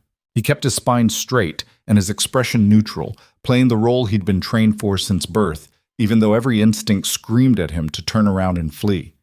Pemberton caught his eye from across the room and gave him a slight nod, not quite approval but at least acknowledgement. It was more support than Nathaniel had expected. "Your Grace," a voice said behind him, "how unexpected to see you here." Nathaniel turned to find Lord Ashworth, Vivian's husband, regarding him with the cold amusement of a man who'd won a battle without ever having to fight it. Ashworth was in his 60s, silver-haired and distinguished, with the kind of wealth that made titles almost irrelevant. Lord Ashworth. Nathaniel forced civility into his tone. I could say the same about you. I heard you'd gone to the continent for the winter. Plans change. Ashworth's smile didn't reach his eyes. My wife and I decided London offered better entertainment this season. Though I suppose you wouldn't know much about my wife's whereabouts these days, would you? The barb landed exactly as intended. Nathaniel felt his jaw tighten but kept his voice level. I'm sure Lady Ashworth is well. Oh, she's excellent. Currently in Paris with her mother, spending quite a lot of money. Ashworth sipped his champagne with deliberate slowness. But then, that's what mistresses do when they've outlived their usefulness. They extract maximum value before moving on to the next fool willing to pay for their attention. The casual cruelty of it, the public acknowledgement of what everyone had been whispering about for months, made Nathaniel's face burn. He wanted to defend himself, to argue that what he'd had with Vivian was more than a financial transaction, but the words died in his throat because they both knew it was a lie. If you'll excuse me, Nathaniel said stiffly. Of course. Ashworth's expression was all polite malice. Do enjoy the evening, Your Grace. I suspect it will be memorable. Nathaniel moved through the ballroom in a daze, accepting champagne from a passing servant and draining it faster than was proper. The alcohol did nothing to dull the sick feeling in his stomach, the growing certainty that something was about to happen, and he was walking into it blind. Then the crowd near the entrance shifted, and Nathaniel's entire world stopped. Evelyn stood in the doorway in a gown of midnight blue silk that caught the light like water. Her dark hair swept up to reveal the graceful column of her neck, diamonds glittering at her throat and ears. She looked radiant in a way he'd never seen before, confident, poised, but more than that. She looked happy. And beside her, offering his arm with easy familiarity, was Dr. Adrian Whitmore. The sight hit Nathaniel like a physical blow. He'd known intellectually that Evelyn had been spending time with Whitmore, had even met the man briefly when he'd come to discuss her charitable work. But seeing them together like this, seeing the way she smiled up at the doctor, the way her hand rested comfortably on his arm, the way they moved through the crowd with the ease of two people who genuinely enjoyed each other's company, that was different. That was devastation. The whispers around Nathaniel intensified, voices barely bothering to lower as people tracked his reaction. Is that the Duchess? I barely recognized her. She looks wonderful. With Dr. Whitmore, yes. Apparently they've been working together on some remarkable projects in Ashbury. My cousin says he's a widower. Very respectable. Devoted his life to helping the poor. Well, he certainly seems devoted to the Duchess now. Look at how he's looking at her. Nathaniel couldn't look away. Couldn't stop watching as Evelyn and Whitmore made their way through the ballroom, greeting people with warmth and grace, receiving smiles and congratulations that had nothing to do with scandal and everything to do with genuine affection. This was what Evelyn had become without him. This was who she was when she wasn't trying to win love from a man determined not to give it. She hadn't seen him yet, was laughing at something Whitmore had said, her whole face lighting up with unguarded joy, and Nathaniel felt something crack in his chest because he'd never made her laugh like that, had never made her look that happy, had spent 5 years treating her presence like an obligation and her devotion like an inconvenience. Pemberton appeared at his elbow, his round face grim. Don't make a scene, Blackthorne. I'm not going to make a scene. Then why do you look like you're about to do something spectacularly stupid? Because I am, Nathaniel thought, but didn't say. Because watching his wife, shine beside another man was apparently the thing that finally broke through the protective shell of denial and self-pity he'd been living in for months. He started across the ballroom before Pemberton could stop him, moving through the crowd with single-minded determination. People stepped aside, their conversations faltering as they realized what was about to happen. Evelyn saw him coming when he was still 10 feet away. Her smile faltered, her hand tightening on Whitmore's arm, and Nathaniel watched something like resignation cross her face. Not fear, not anger, just the tired acknowledgement of an unpleasant inevitability. Evelyn, he said when he reached them, his voice coming out rougher than intended. Your Grace. Her tone was polite, distant, the way she might address any acquaintance at a social function. How unexpected to see you here. The formality of it stung worse than any insult. Your Grace. Not Nathaniel. Not even the cold husband she might have used in anger. Just the title. creating distance between them as effectively as a moat. I need to speak with you. I don't think that's appropriate. Evelyn's eyes were steady, unflinching. If you have matters to discuss, please direct them through Mr. Whitfield, her solicitor. She was citing her damned solicitor at him in the middle of a palace ballroom. This is your husband, he ground out, aware that half the room was watching them. Not some business associate you can dismiss through lawyers. You're absolutely right. Whitmore's voice was calm, measured, infuriating in its reasonableness. You are her husband, which makes your behavior toward her over the past year even more inexcusable. Nathaniel turned on him, rage flooding his system with welcome heat. This is none of your concern, Doctor. The Duchess's well-being is very much my concern. Whitmore didn't flinch, didn't back down, just met Nathaniel's glare with steady conviction. She's worked incredibly hard to build a life of meaning and purpose. I won't stand by while you try to drag her back into the misery you created. You have no right. I have every right. Whitmore stepped forward slightly, positioning himself subtly between Nathaniel and Evelyn. The right of someone who actually values her, who sees her extraordinary capabilities and wants to support them instead of diminishing them. The implication was clear, brutally clear, and Nathaniel felt something primal and possessive roar to life in his chest.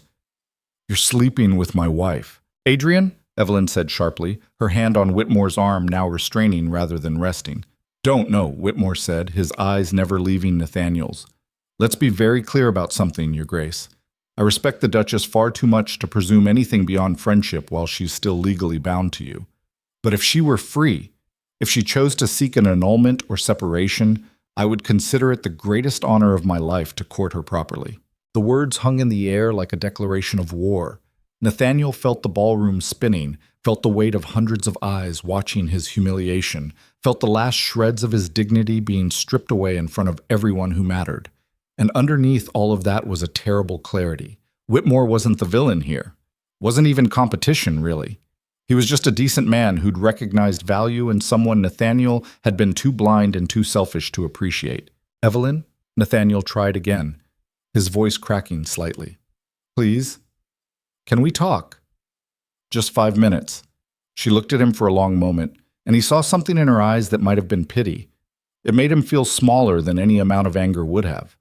What would we talk about, Nathaniel? What could you possibly say that would change anything? I was wrong. The admission felt like swallowing glass. About everything. About you. About us. About what matters. I've spent the past 7 months watching everything fall apart and realizing too late that you were the only thing holding it together. So you want me back now that your estate is failing and your reputation is ruined? She said it flatly, without inflection. Now that I might be useful to you again? No. Yes. I don't know. He was making this worse, could feel it spiraling out of his control, but couldn't stop. I need you to understand that I see it now. See what I threw away. You threw away a wife who loved you, Evelyn said quietly, who would have stood beside you through anything, who tried so hard to be enough for you, even though we both knew I never would be. And now that I've stopped trying, now that I've found people who actually appreciate me, you suddenly care? I always cared. No. Her voice was firm now, cutting through his desperate lies. You cared about what I represented, the perfect Duchess, the suitable wife, the woman who made you look good to society while you pursued what you actually wanted. You never cared about me. The truth of it silenced him completely. I'm done being your safety net, Nathaniel. She straightened her spine, and Nathaniel was struck by how much she'd changed, how much strength had been hiding beneath the patient compliance he'd mistaken for weakness. I'm done waiting for you to see my worth. I found it myself, and I'm not giving it back so you can feel better about your mistakes. She turned to Whitmore, and the softness that came into her expression made Nathaniel's chest ache. Shall we go find Lady Ashbury? I promised her we'd discuss the refuge project. Of course. Whitmore offered his arm again, and she took it without looking back at Nathaniel. They walked away together, leaving Nathaniel standing alone in the middle of the ballroom while whispers erupted around him like wildfire. He could feel the judgment, the satisfaction people were taking in watching the proud Duke of Blackthorn get exactly what he deserved. Pemberton materialized beside him again. Come on, let's get you out of here before this gets worse. How could it possibly get worse? Trust me, it can always get worse. But it turned out Pemberton was wrong about that, because worse was waiting for Nathaniel back at Blackthorn Manor in the form of Harrison, his steward, flanked by two men in expensive suits who introduced themselves as representatives of his largest creditors. The meeting took place in Nathaniel's study, the same room where he'd been trying to make sense of the estate finances for months now. The creditors laid out the situation with brutal efficiency. The debts had reached critical mass, payments were months overdue, and they were no longer willing to extend credit based on the Blackthorn name alone. "Your Grace," the senior creditor said with professional courtesy that barely masked contempt, "we require immediate settlement of the outstanding amounts, or we'll be forced to pursue legal remedies." Legal remedies: seizure of assets, public auction of Blackthorn holdings, the complete destruction of everything his family had built over generations. "I need time," Nathaniel said, hating how desperate he sounded. "The estate has value. I just need to liquidate some properties. Time is what you've had for the past year while you were otherwise occupied." The creditor's expression was implacable. "Time has run out, Your Grace. What are my options?" "Realistically, sell the estate. Auction the contents. Use the proceeds to settle debts and hope there's something left over." The man pulled out a stack of documents. "Alternatively, you could seek financial rescue from family connections. A wealthy marriage, perhaps, though given your current circumstances, I'm not certain what prospects might be available." The implication was clear. He'd destroyed his reputation so thoroughly that no respectable family would tie themselves to the Blackthorn name now. His only value had been his title and his estate, and he was on the verge of losing both. "I'll need to consult with my solicitors," Nathaniel said weakly. "You have until the end of the month. After that, we file with the courts." They left him sitting in the wreckage of his study, surrounded by ledgers that testified to his complete failure at every level that mattered. He'd lost his wife, lost his mistress, lost his reputation and his standing, and now he was about to lose the physical embodiment of his heritage. The brandy was already open on his desk. He poured 3 fingers and drank it straight, welcoming the burn. Harrison cleared his throat. "Your Grace, there might be one option we haven't explored." Nathaniel looked up, desperate for any lifeline. "What?" "The Duchess's dowry funds. When she married, her family settled a significant amount in trust. Technically, those funds could be accessed with her permission for estate emergencies." The suggestion made Nathaniel's stomach turn. "You want me to ask Evelyn for money?" "Not want, Your Grace. But it's the only liquid asset large enough to satisfy the creditors quickly enough to prevent seizure. She'll never agree. You saw how she looked at me tonight. Then convince her." Harrison's expression was grim. "Because the alternative is losing Blackthorn entirely." Nathaniel spent the night drinking and trying to figure out how he'd sunk this low. How the powerful Duke of Blackthorn had been reduced to begging his estranged wife for financial rescue after spending months treating her like an inconvenience he'd been right to discard. But when morning came and the hangover cleared enough for him to think, he realized he had no choice. He couldn't lose Blackthorn. Couldn't watch his family's legacy get auctioned off to satisfy debts he'd accumulated through negligence and distraction. Couldn't face his ancestors knowing he'd been the Duke who destroyed everything they'd built, even if it meant swallowing every bit of pride he had left. The letter to Evelyn took him 3 days to write, going through draft after draft until he'd found words that didn't sound quite as pathetic as he felt. "Evelyn, I'm writing to request a meeting to discuss urgent financial matters regarding the estate. I know you have no reason to help me, but the situation has become dire enough that I'm asking anyway. If you have any remaining affection for Blackthorn Manor itself, for the history and the people who depend on it, please consider meeting with me. Nathaniel." The response came back within a week, but it wasn't from Evelyn. Mr. Whitfield, her solicitor, wrote with chilly professionalism that the Duchess was willing to meet regarding estate matters, but only with legal representation present at a neutral location with a clear agenda provided in advance. It was the most humiliating negotiation of Nathaniel's life. They met at Whitfield's offices in London, Evelyn sitting across a mahogany conference table flanked by her solicitor, while Nathaniel sat alone because he could barely afford his own legal counsel anymore. She looked composed and distant, like she was attending a business meeting rather than confronting her husband. Nathaniel laid out the financial situation as clearly as he could, watched her face remain neutral as he explained how the debts had mounted, how the creditors were threatening seizure, how her dowry funds might be the only thing preventing complete disaster. When he finished, silence hung heavy in the room. Finally, Evelyn spoke. "You spent the first 5 years of our marriage ignoring me, and the last 7 months actively destroying everything I built. Now you want me to use my family's money to save you from the consequences of your own negligence?" The bluntness of it made Nathaniel flinch. "I'm not asking for myself, I'm asking for Blackthorn. For the tenants who'll lose their homes if the estate is seized, for the staff who've served our family for generations. Our family." She repeated the words with bitter emphasis. "You mean your family? The family you made very clear I was never really part of. That's not—" "Yes, it is." She cut him off sharply. "Don't rewrite history now that it suits you. You told me I was the suitable choice, the safe choice, the choice that pleased everyone except you." "Those were your words, Nathaniel." He had no defense because she was right. Evelyn turned to her solicitor. "Mr. Whitfield, what are the legal implications if I refuse?" "The estate would likely be seized and auctioned," Whitfield said calmly. "The Duchess would lose her marital home, but wouldn't be personally liable for debts incurred by the Duke's mismanagement. Her dowry funds would remain protected. And if I agree to release the funds, you'd be voluntarily liquidating assets to satisfy debts you have no legal obligation to pay. I would strongly advise against it unless you receive substantial considerations in return." Evelyn looked at Nathaniel across the table, her green eyes measuring him with the same careful assessment she might give any business proposition. "What are you offering in exchange?" Nathaniel's throat was dry. "What do you want?" "An annulment." She said it without hesitation, without emotion, like she'd been planning this moment for months. "Full dissolution of the marriage. You publicly acknowledge that the union was a mistake from the beginning and release me with my reputation intact." The words hit him like a sledgehammer. "You want to end the marriage." "I want my freedom." She leaned forward slightly. "I'll release my dowry funds to save Blackthorn on the condition that you grant me an annulment, allow me to keep my personal property without contest, and never contact me again except through legal channels." "You can't be serious. I've never been more serious about anything in my life." Her voice was steady, final. "Those are my terms. Accept them or manage your financial crisis yourself."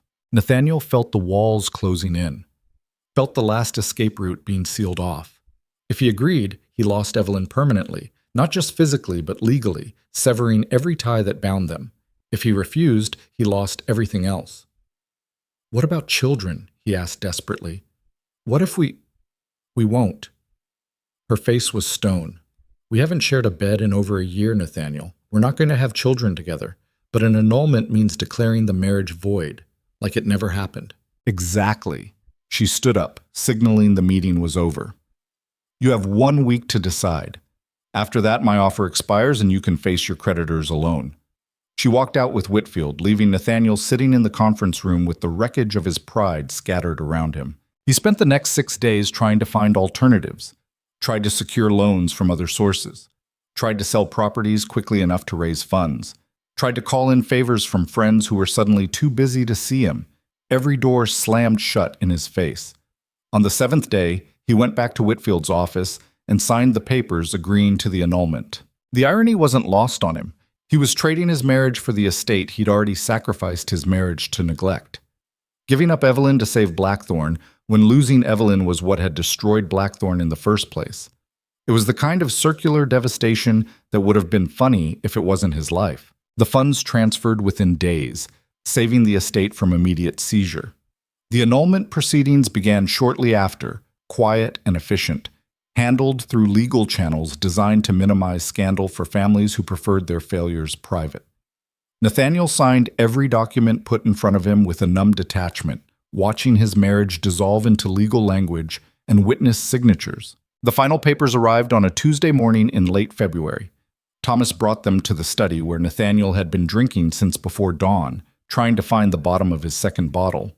"The annulment is finalized, Your Grace." The valet's voice was gentle.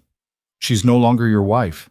Nathaniel took the document with shaking hands and read the official declaration that his marriage to Evelyn Ashford had been voided, erased from legal recognition as if it had never existed. 5 years reduced to nothing. 5 years of her patient devotion, her quiet strength, Her endless attempts to build something meaningful between them, all of it officially declared a mistake that never should have happened. He'd wanted that once, had resented the marriage from the beginning, had told her to her face that he'd never wanted to marry her. Now it was true in every sense that mattered, and the victory felt like drowning. Thomas cleared his throat. "There's something else, Your Grace. A package. From the Duchess." "Former Duchess," Nathaniel corrected bitterly. "She's not that anymore." The package was small, wrapped in plain paper. Inside was a leather journal he recognized immediately, Evelyn's personal diary from their first year of marriage. A note was tucked inside the front cover in her precise handwriting. "Nathaniel, I'm returning this to you because I don't need it anymore. I kept it during our marriage because I thought someday you might want to understand what you meant to me, what I hoped we could build together. But you've made it very clear that my hopes were never realistic, and I'm done mourning possibilities that were only ever in my head. I've moved on. I suggest you do the same. The woman you married doesn't exist anymore. She was an illusion we both participated in for different reasons. I'm someone else now, and that someone wants nothing to do with the Duke of Blackthorn. I wish you well, but from a very great distance. Evelyn." Nathaniel opened the journal with trembling hands and started reading. The first entry was dated 3 days after their wedding, written in the hopeful script of a young woman who'd believed in fairy tales. "Today Nathaniel took me riding through the estate. He barely spoke to me, but I'm sure he's just nervous. Men handle emotions differently than women. I'll be patient. I'll show him that I can be the wife he needs. Surely love will grow between us if I just try hard enough." He read entry after entry, watching her hope slowly erode over months and then years. Watched her make excuses for his coldness, his distance, his casual cruelties. Watched her blame herself for his dissatisfaction, convinced that if she could just be better, more interesting, more useful, he'd eventually see her worth. The entry stopped abruptly 6 months before she'd left, the final one dated the night after the Ashworth ball. "I watched my husband choose another woman in front of everyone who matters, and I smiled through it like my heart wasn't breaking. I'm done. Done pretending this will ever be anything but painful. Done hoping he'll wake up one day and see me. Done breaking myself into smaller pieces trying to fit into a space he refuses to make for me. I deserve better than this. I deserve to be loved by someone who actually wants to love me. I'm leaving. Not because I'm angry, not because I want to punish him, but because staying is killing me slowly, and I finally love myself enough to walk away." Nathaniel closed the journal and sat in his study surrounded by the empire he'd sold his soul to save, and finally understood what he'd lost. Not just a wife, not just a marriage, but a woman who'd loved him completely when he'd done nothing to deserve it, who'd given him endless chances to be better than he was, who'd stood beside him through years of indifference and neglect and still found reasons to hope. He'd traded that for Vivian's lies and his own selfish pride, and now both were gone, and he was left with nothing but the bitter recognition that some mistakes don't get fixed, some betrayals don't get forgiven. Some loves, once lost, never return no matter how desperately you want them back. The estate was saved but empty, the title was intact but meaningless, and the Duke of Blackthorn sat alone in the silence he'd created, holding the diary of a woman who'd stopped existing the moment she'd stopped loving him, and realized that this hollow victory, this Pyrrhic salvation, was what happened when you mistook control for power and possession for love. He'd gotten exactly what he deserved, which turned out to be absolutely nothing at all. There's a peculiar clarity that comes with losing everything, not the romantic kind that people write about in books, but the raw, visceral understanding that you've burned every bridge and salted every field, and now you're standing in the wasteland of your own making with nothing left but the choice of who you're going to become in the aftermath. Nathaniel had spent months thinking he'd hit bottom, but bottom turned out to be a place with trapdoors leading to deeper hells. And the diary sitting on his desk was the key to the lowest one yet, because it forced him to see exactly what he'd destroyed, and exactly how deliberate that destruction had been. The question now wasn't whether he could fix what he'd broken, that ship had sailed and sunk and rotted on the ocean floor, but whether he had the spine to face the truth without the comfortable cushion of self-deception he'd been wrapping around himself like armor since the day he'd chosen Vivian's fantasy over Evelyn's reality. Nathaniel read the diary 3 times in 2 days, barely sleeping, barely eating, just absorbing the slow-motion tragedy of a woman trying to love someone who'd decided she wasn't worth the effort. The entries were devastating in their honesty. Evelyn had chronicled every small kindness he'd shown her, so few they could be counted on one hand, and magnified them into evidence that he cared. She'd made excuses for his coldness that were more generous than he deserved. She'd blamed herself for his wandering attention, convinced that if she could just be smarter, prettier, more interesting, he'd eventually look at her the way she looked at him. She'd loved him with the kind of wholehearted devotion most men would kill for, and he'd treated it like an obligation he resented. By the third reading, Nathaniel was sick with self-loathing so profound it felt like drowning on dry land. He'd thought he was the victim in their marriage. The man trapped by duty, forced to marry a woman he didn't love, entitled to seek happiness elsewhere because the arrangement had been imposed on him. He'd built an entire narrative around his own suffering, painted himself as the martyr, sacrificing his desires for family expectations. The diary destroyed that fiction completely, because the truth was simpler and uglier. He'd been a coward who'd taken the easy path his father offered and then blamed everyone else when it didn't magically transform into the passionate romance he'd lost with Vivian. He'd punished Evelyn for not being someone else, resented her for the choice he'd made, and convinced himself his cruelty was justified because he'd never promised to love her. As if vows meant nothing, as if commitment was negotiable, as if treating another human being with basic decency required some kind of prior emotional attachment. Thomas found him on the third night, passed out at his desk with the diary open and an empty bottle beside him. The valet had seen Nathaniel at his worst over the past months, but something about this scene seemed to genuinely worry him. "Your Grace, you need to eat something. Sleep in an actual bed." Nathaniel looked up with eyes that felt like sandpaper. "Did you know?" "Know what, Your Grace?" "That she loved me. That she tried so hard. Did everyone know except me?" Thomas's silence was answer enough. "Why didn't you say something?" Nathaniel's voice cracked. "Why didn't anyone tell me I was destroying someone who deserved better? With respect, Your Grace, it wasn't our place. And even if it had been, you wouldn't have listened." The valet's tone was gentle but unflinching. "You saw what you wanted to see. We all watched it happen, but you were the only one who could have changed it. The brutal honesty of it should have made Nathaniel angry. Instead, it just made him tired. He spent the next week in a fog, going through the motions of managing the estate that Evelyn's money had saved, hating every minute of it because the whole thing felt like a monument to his failure. The tenants whose homes he'd preserved, the staff whose wages he could still pay, the legacy he'd protected. All of it bought with the dignity of a woman he'd systematically broken down over 5 years until she'd had no choice but to leave or lose herself completely. The spring exhibition opened in early March, one of the season's major social events where London's elite gathered to view art and be seen viewing art. Nathaniel had no intention of attending, his social exile was still firmly in effect, but Pemberton appeared at Blackthorn Manor with a determined expression that suggested refusing wasn't an option. "You're going," Pemberton said flatly. "You're going to put on proper clothes, act like a duke instead of a drunk, and start rebuilding your life. There's nothing left to rebuild." "Then build something new." Pemberton's round face was unusually stern. "I've watched you wallow for months, Blackthorn. It was understandable at first. You made catastrophic mistakes and faced consequences. But this sustained self-destruction isn't penance, it's cowardice." The word hit like a slap. Nathaniel's mother had called him a coward too, and he was starting to think they were both right. "What's the point? Society's made it clear I'm persona non grata. Society has a short memory for scandals when you give them something new to talk about." Pemberton pulled out a newspaper. "Have you seen the morning edition?"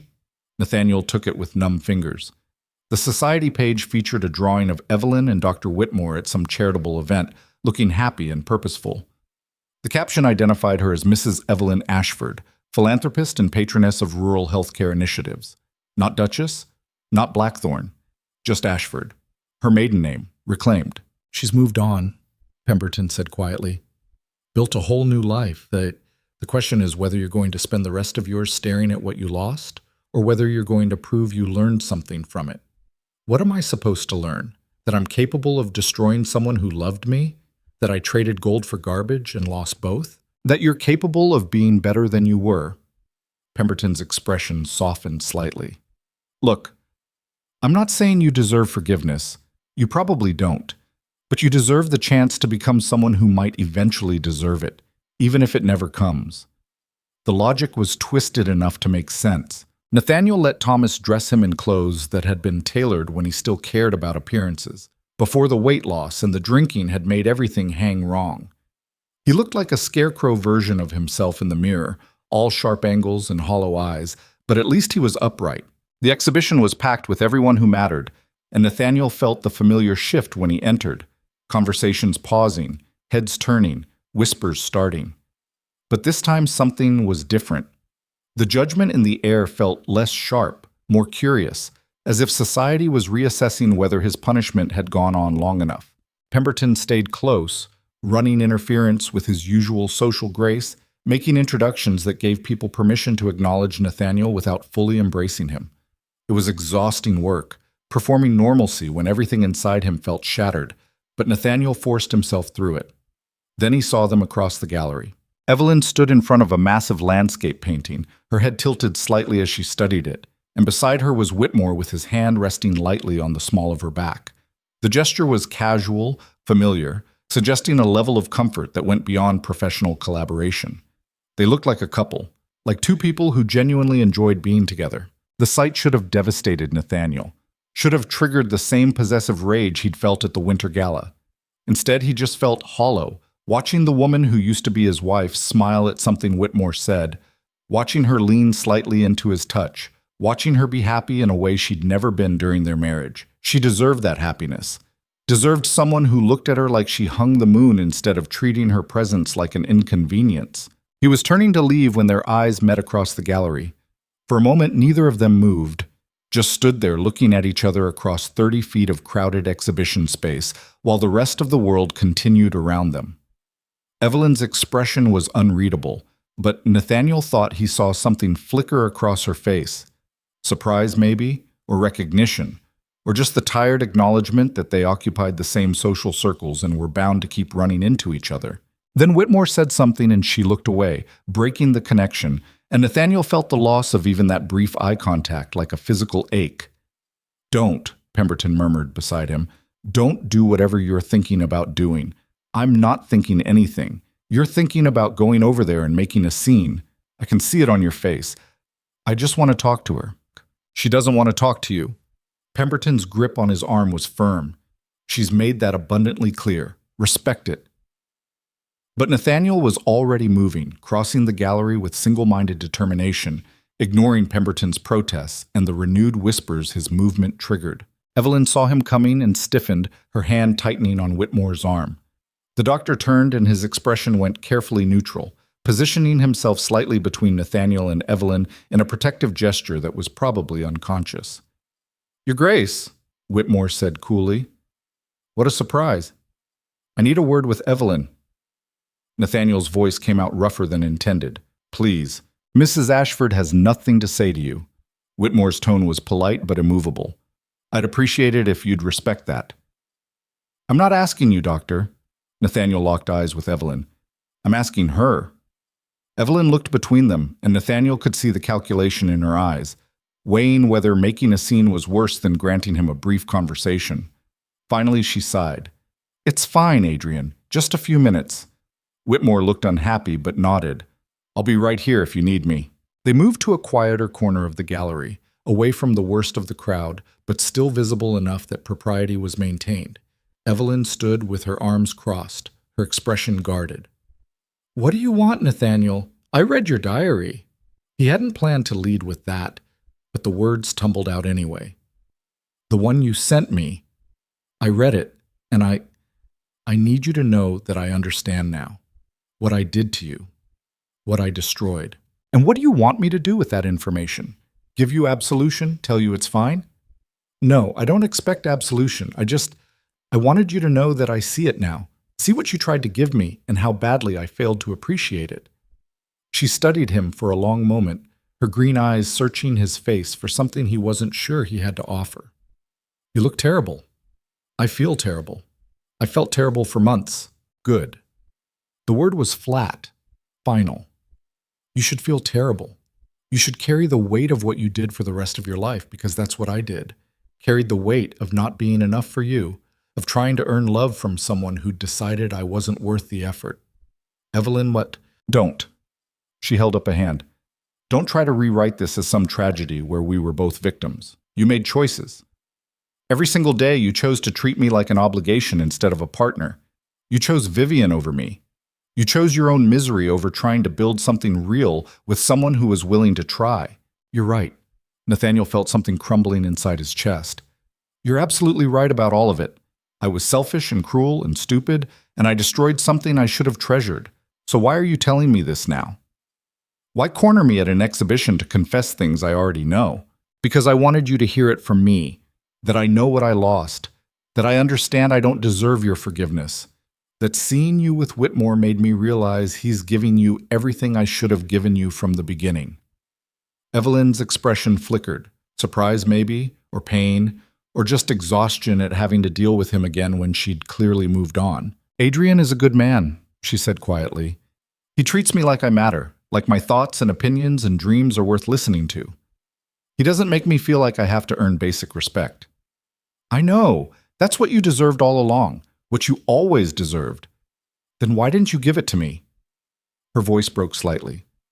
Why wasn't I worth that effort when you were my husband? The question hung between them like an open wound. Because I was too busy feeling sorry for myself, Nathaniel said finally. Too consumed with what I'd lost with Vivian to see what I had with you. I convinced myself I was the victim when really I was just a coward who took the easy path and then resented everyone else for it. Evelyn looked away, blinking rapidly. I don't know what you want me to say, Nathaniel. That I forgive you? I don't. That I understand? I don't. You had 5 years to see my worth, and you didn't.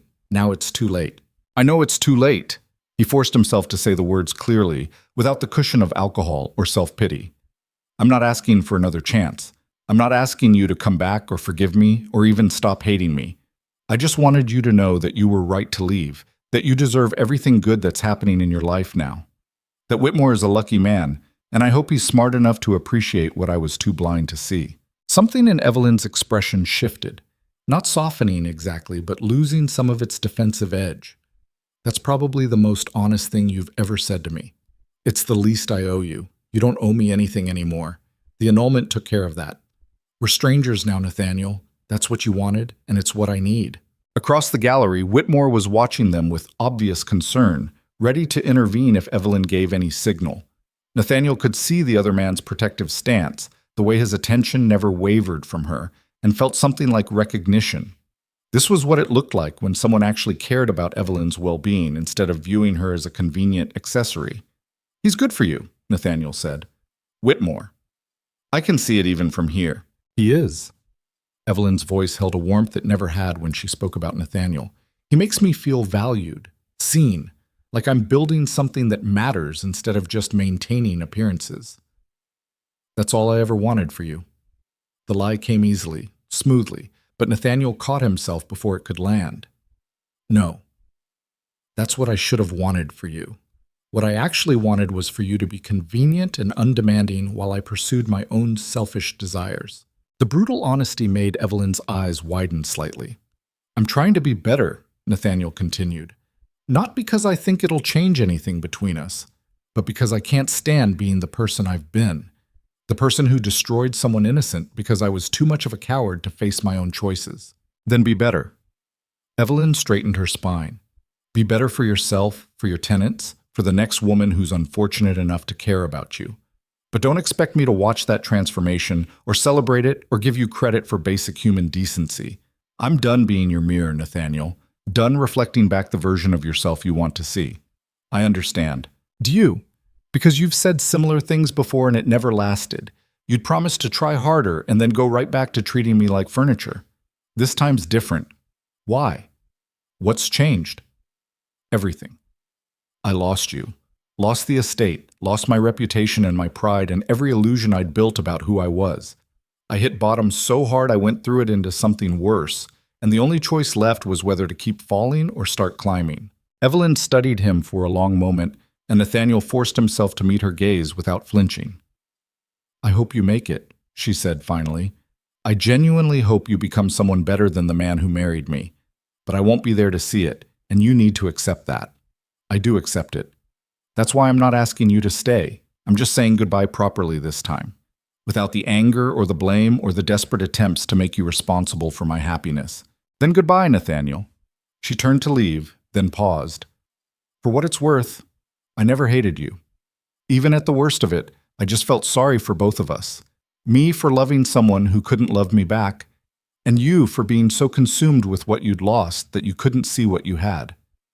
She walked back to Whitmore, who immediately wrapped a protective arm around her shoulders and guided her toward a different section of the gallery, away from Nathaniel and the tension he'd created. Pemberton appeared at Nathaniel's elbow. Well, that could have gone worse. Could it? You didn't make a scene, didn't beg or threaten or do any of the spectacularly stupid things I thought you might. Pemberton's expression held grudging approval. You actually let her go with something resembling grace. Doesn't feel like grace. Feels like dying. Welcome to consequences. Pemberton steered him toward the exit. Now comes the hard part, actually becoming the person you claimed you wanted to be. They left the exhibition and stood outside in the spring air that smelled of rain and new growth. London stretched around them, indifferent to one man's personal devastation, continuing its endless cycle of scandal and gossip and casual cruelty. What now? Nathaniel asked. Now you go home. You run your estate properly. You treat your people with respect. You stop drinking yourself to death and start acting like the Duke you're supposed to be. Pemberton's tone was matter of fact, and maybe in a few years you'll look back and realize this was the best thing that ever happened to you. Losing the wife you didn't appreciate forced you to become someone who might eventually deserve love, even if it never comes from her. The suggestion felt impossible, ridiculous, so far beyond Nathaniel's current capability that it might as well have been on the moon. But the alternative was continuing to spiral, continuing to destroy himself drink by drink and bad decision by bad decision until there was nothing left worth saving. Fine, he said. I'll try. Don't try. Do. Trying is what you've been doing for months, trying to feel better, trying to fix things, trying to earn back what you lost. None of it worked because trying isn't the same as committing. Pemberton's eyes were hard. Commit to being better, all the way, every day. Or don't bother, because half measures will just lead you right back here. They parted ways on the street, Pemberton heading to his club, and Nathaniel back to Blackthorn Manor alone. The house was still empty when he arrived, still echoing with Evelyn's absence in every room she used to occupy. But instead of reaching for the brandy the way he had every night for months, Nathaniel went to his study and pulled out the estate ledgers. If he was going to commit to being better, it had to start with the work he'd been avoiding. The next weeks passed in a blur of grinding, unglamorous labor. Nathaniel threw himself into estate management with grim determination, learning systems Evelyn had built and trying to maintain them in her absence. He met with tenants, approved repairs, balanced accounts, handled the 1,000 small decisions that kept a duchy functioning. It was exhausting and boring, and he was terrible at most of it, but he kept showing up. Harrison, the steward, watched this transformation with obvious skepticism that slowly evolved into cautious approval. You're actually doing it, Harrison said one afternoon after they'd spent 4 hours going through crop rotation plans. Learning how to run this place properly. I should have learned years ago. Nathaniel rubbed his eyes tiredly. Evelyn understood all this. Why didn't I ever ask her to teach me? Because you didn't think estate management was important until you were facing the consequences of your neglect. Harrison's tone held no judgment, just statement of fact. Most aristocrats don't learn these skills until crisis forces them to. That's a damning assessment of our entire class. It is. But you're learning now. That counts for something. Nathaniel wasn't sure it counted for anything beyond preventing another financial disaster, but he kept at it anyway. The social rehabilitation was slower. Society remembered his scandals, his public humiliation of Evelyn, his affair with Vivian. They were willing to tolerate his presence at events now that he'd stopped being actively destructive, but the warmth and automatic respect his title used to command were gone. He had to earn back every inch of standing he'd lost, and the currency was consistent, decent behavior over time. It was humbling in ways he couldn't have imagined a year ago. He started attending parliamentary sessions again, actually paying attention to the debates instead of showing up drunk and leaving early. Started voting on measures that would help tenant farmers and rural communities instead of just protecting aristocratic interests. Started using his position for something beyond personal advancement. People noticed. Not dramatically, not with any grand gestures of forgiveness, but slowly he felt the temperature around him shifting from hostile to neutral to occasionally almost warm. Then June arrived, and with it the announcement that sent London society into gleeful anticipation. Mrs. Evelyn Ashford and Dr. Adrian Whitmore were formally courting, with an engagement expected by summer's end. Nathaniel read the announcement in the morning paper and felt the news settle over him like lead weights. He'd known this was coming, had seen it in the way they looked at each other, the way Whitmore protected her, the way Evelyn smiled when she was with him. But knowing and seeing it printed in black and white were different things. She was moving on completely, building a new life with a man who deserved her, erasing the Blackthorn chapter of her history and replacing it with something better. Pemberton found him that afternoon in his study, staring at the announcement without really seeing it. "You all right?" "No." Nathaniel set the paper down carefully. "But I will be. You could contest it. The annulment was fairly recent. There might be grounds." "No." The word came out sharp, final. "She's happy. I'm not going to destroy that because I can't handle watching her move on." "That's remarkably mature of you. Don't give me too much credit. I'm barely holding it together." Nathaniel stood and walked to the window overlooking the gardens Evelyn had restored. "But she deserves this. Deserves someone who'll love her properly. And I deserve to watch it happen as penance for the years I wasted. Penance isn't the same as growth. Maybe not. But it's all I've got right now." The weeks leading up to the formal engagement announcement were torture. Nathaniel threw himself deeper into estate work, into parliamentary obligations, into anything that might distract him from the constant low-grade agony of knowing Evelyn was planning a future with someone else. He started visiting the tenant families more regularly, actually talking to them about their lives and their challenges. Started understanding that being a duke meant more than collecting rents and attending balls. It meant responsibility for hundreds of lives that depended on his decisions. One evening, he found himself having dinner with the Carsons, a tenant family with 5 children and a farm that had been struggling since the father's injury.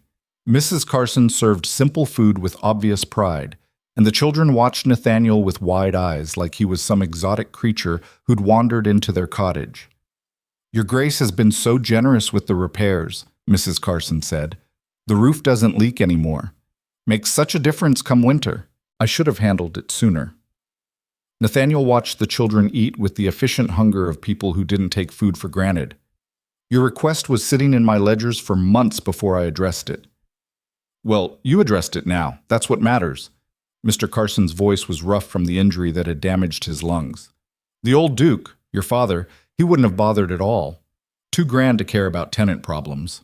The assessment stung because it was accurate. His father had viewed tenants as revenue sources, not people.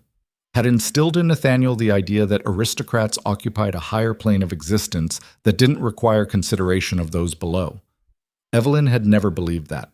Had spent years working with tenant families, understanding their needs, advocating for improvements Nathaniel had barely noticed. "She would have loved to see this," Mrs. Carson said, following his gaze to the children. "Her Grace, I mean. She always said you had more compassion than you showed, that you just needed time to see it yourself." "She said that?" Nathaniel's throat felt tight. "All the time." Mrs. Carson's smile was sad. "She defended you even after she left. Said you weren't cruel, just lost. We all thought she was being too kind, making excuses for someone who didn't deserve them. She probably was. Maybe. But she also saw something in you that you're just now finding." Mrs. Carson cleared plates with efficient movements. "Seems a shame she won't be here to see it bear fruit." Nathaniel left the Carson cottage feeling scraped raw, like every protective layer he'd built around himself had been stripped away to expose nerves he didn't know existed. Evelyn had defended him, had made excuses for his behavior to people who would have been justified in their anger, had seen potential in him that he'd spent years proving didn't exist, and now she was marrying someone else who'd probably never need defending because he actually treated her the way she deserved from the beginning. The engagement announcement came in late July, formal and elegant in the society pages. Dr. Adrian Whitmore and Mrs. Evelyn Ashford were pleased to announce their betrothal, with the wedding planned for September at Ashbury. Nathaniel read it alone in his study, the same place where he'd read her diary, where he'd signed the annulment papers, where he'd spent months trying to understand how he'd destroyed something irreplaceable. He should have felt anger or jealousy or the desperate urge to interfere.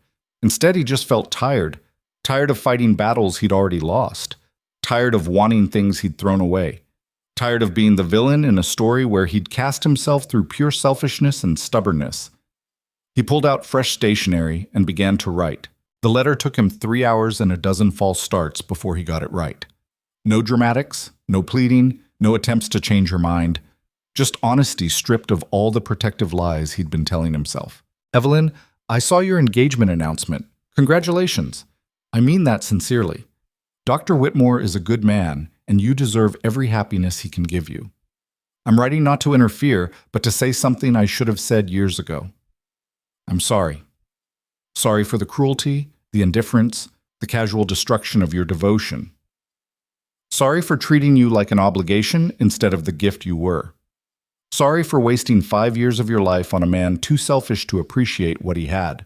You tried to love me, and I made that as difficult as possible, and then I had the audacity to resent you for not trying harder. The divorce, the annulment, was the kindest thing you could have done for both of us. You freed yourself from someone who didn't deserve you, and you freed me to finally face who I'd become without the comfortable fiction that I was the wrong party. I'm trying to be better now. Not for you because you've made it clear you want nothing to do with me, but for the people who depend on me, for the tenants whose lives I affect, for whatever comes next in my life, if anything does. I don't expect forgiveness, and I'm not asking for it. I just wanted you to know that I finally understand what I lost, and I'll carry that understanding for the rest of my life. I hope your marriage brings you everything ours should have. You deserve joy, Evelyn. You always did. Nathaniel. He sealed the letter and sent it before he could second-guess the impulse. 3 days later, a response arrived. Nathaniel's hands shook as he opened the envelope, uncertain what he'd find inside. The note was brief, written in Evelyn's careful script. Nathaniel, thank you for your letter. I appreciate the honesty, though I wish it had come years ago when it might have made a difference. I'm glad you're trying to be better. The tenants deserve it, and so do you. I won't say I forgive you because that would be a lie, but I will say that I no longer carry anger toward you. Just a kind of sad recognition that we were never right for each other, and it took far too long for both of us to accept that. I hope you find peace with yourself. I hope you build a life that means something, and I hope someday you find someone who sees the man you're becoming instead of the one you were, but that someone won't be me. I'm marrying Adrian in September and starting a life that has nothing to do with the Duke of Blackthorn or the woman I was when I carried that title. I wish you well, but from a very great distance. Take care of yourself. Evelyn. Nathaniel read the letter twice, then carefully folded it and placed it in his desk drawer next to her diary. She was right. They'd never been right for each other, or more accurately, he'd never been right for her. She tried to make it work through sheer force of will and devotion, but you couldn't build a marriage on one person's effort while the other actively sabotaged it. September arrived with golden light and cooler temperatures, and with it came the week of Evelyn's wedding. Nathaniel hadn't been invited, obviously hadn't been invited, but the entire affair was covered extensively in the society papers for anyone who cared to torture themselves with the details. The ceremony would be at Ashbury, intimate and elegant, with only close friends and family. The reception would support several of Evelyn's charitable initiatives. Dr. Whitmore's colleagues from his medical work would attend alongside local gentry. It sounded perfect. It sounded like everything a wedding should be when two people actually wanted to build a life together. Nathaniel spent the wedding day riding through his estate, avoiding everyone and everything, trying not to think about Evelyn in a white dress, promising forever to someone who'd actually earned the privilege. He failed spectacularly at not thinking about it. The image of her standing at an altar, smiling at Whitmore the way she used to smile at Nathaniel before he'd destroyed that hope, played on endless loop in his mind. The idea of another man taking vows with her, promising to love and cherish her, actually meaning those words and following through, it carved something hollow in Nathaniel's chest that he suspected would never fill. But this was the price of his choices. This was what happened when you threw away something precious because you were too stupid to recognize its value. He got drunk that night, the first time in weeks he'd let himself fall into a bottle, and woke the next morning with a splitting headache and the knowledge that Evelyn was now Mrs. Whitmore, permanently and irrevocably beyond his reach. The pain should have faded.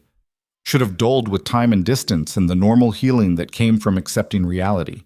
Instead, it just changed shape, settling into his bones like an old injury that ached whenever the weather shifted. October brought rain and the opening of the new parliamentary session, and Nathaniel threw himself into the work with renewed intensity. He sponsored legislation to improve tenant protections, funded initiatives for rural education, used his wealth and position for something beyond personal indulgence. People noticed. Lord Ashworth himself commented on Nathaniel's transformation at a session, his tone suggesting genuine surprise rather than mockery. "You've changed, Blackthorne. Become almost useful. High praise from you. Don't let it go to your head." Ashworth's expression was calculating. "But I'll admit I didn't expect you to recover from your spectacular self-destruction.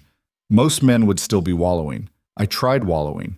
It didn't solve anything." "No, it never does." Ashworth studied him with shrewd eyes. "My wife left me, you know. Vivian. Took half my fortune and ran off with some French comte. Can't say I blame her. I married her for connections and ignored her for business. We get what we pay for in the end." The parallel was obvious, uncomfortable. "Did you try to get her back?" "God, no. Why would I want someone who'd made it clear she couldn't stand me?" Ashworth laughed without humor. "I let her go and focused on what I could actually control, my business empire, my investments, the things that didn't require emotional availability I couldn't provide." "Is that enough?" Nathaniel asked. "Just work and money without anything else?" "Has to be. We're not built for the kind of devotion some people manage. Men like us, we're too selfish, too consumed with our own importance. Better to accept that and work within our limitations than keep destroying people who have the misfortune to care about us." The assessment was brutal, but probably accurate. Nathaniel went home that night to Blackthorne Manor, still echoing and empty despite his efforts to fill the space with purpose and productivity. He'd become a better duke, a more responsible landlord, a more engaged member of Parliament. But the house was still empty, and he was still alone. And somewhere in Ashbury, Evelyn was building a life with someone else that had nothing to do with him at all. The real punishment, Nathaniel was learning, wasn't the public humiliation or the financial crisis or even the loss of Evelyn specifically. It was the knowledge that he'd had everything: love, devotion, partnership, purpose, and he'd ground it to dust through sheer neglect and selfishness. And now he had to live with that knowledge every single day while watching the woman he'd destroyed flourish without him. Some mistakes you fixed. Some mistakes you just carried. And the Duke of Blackthorne was learning that his would be a weight he'd bear for the rest of his life, growing heavier with each passing day as the distance between who he'd been and who he was becoming stretched wider. And the woman who'd believed he could bridge that gap built her happiness elsewhere with someone who'd never needed to change to deserve her. They tell you that time heals all wounds, but that's another comfortable fiction people repeat to make suffering feel temporary when the truth is far less forgiving. Time doesn't heal. It just teaches you to carry the weight differently, to redistribute the burden across your shoulders until it becomes part of your skeleton instead of something crushing you from outside. Nathaniel had spent a year learning that lesson in the cruelest classroom imaginable, watching the woman he'd destroyed build a life of genuine happiness, while he excavated his own wreckage piece by piece. And somewhere in that brutal education, he discovered that redemption wasn't about earning forgiveness or fixing what you'd broken. It was about becoming someone who understood why the breaking mattered in the first place. The question now wasn't whether Evelyn would ever look at him again without pity or indifference. She wouldn't, and he'd earned that. But whether he could look at himself in the mirror and see something worth salvaging from the ashes of the man who'd traded everything real for a fantasy that evaporated the moment it became tangible. Winter came early that year, bringing frost that turned Blackthorne Manor's grounds into something stark and beautiful in a way Nathaniel had never noticed before. He'd lived in this house his entire life, inherited it from a father who'd viewed it as a symbol of power rather than a home. And only now was he starting to see it as something more than just stone and legacy. The tenants were preparing for the cold months, and Nathaniel found himself involved in those preparations in ways he never had been, making sure cottages were weatherproofed, ensuring adequate coal supplies, checking that families had resources to survive until spring. It was work Evelyn had done without fanfare for years while he'd been too busy resenting his marriage to notice. Mrs. Carson invited him to their cottage for dinner again in November, and Nathaniel accepted because declining would have been the old version of himself, The Duke too important to break bread with tenant families.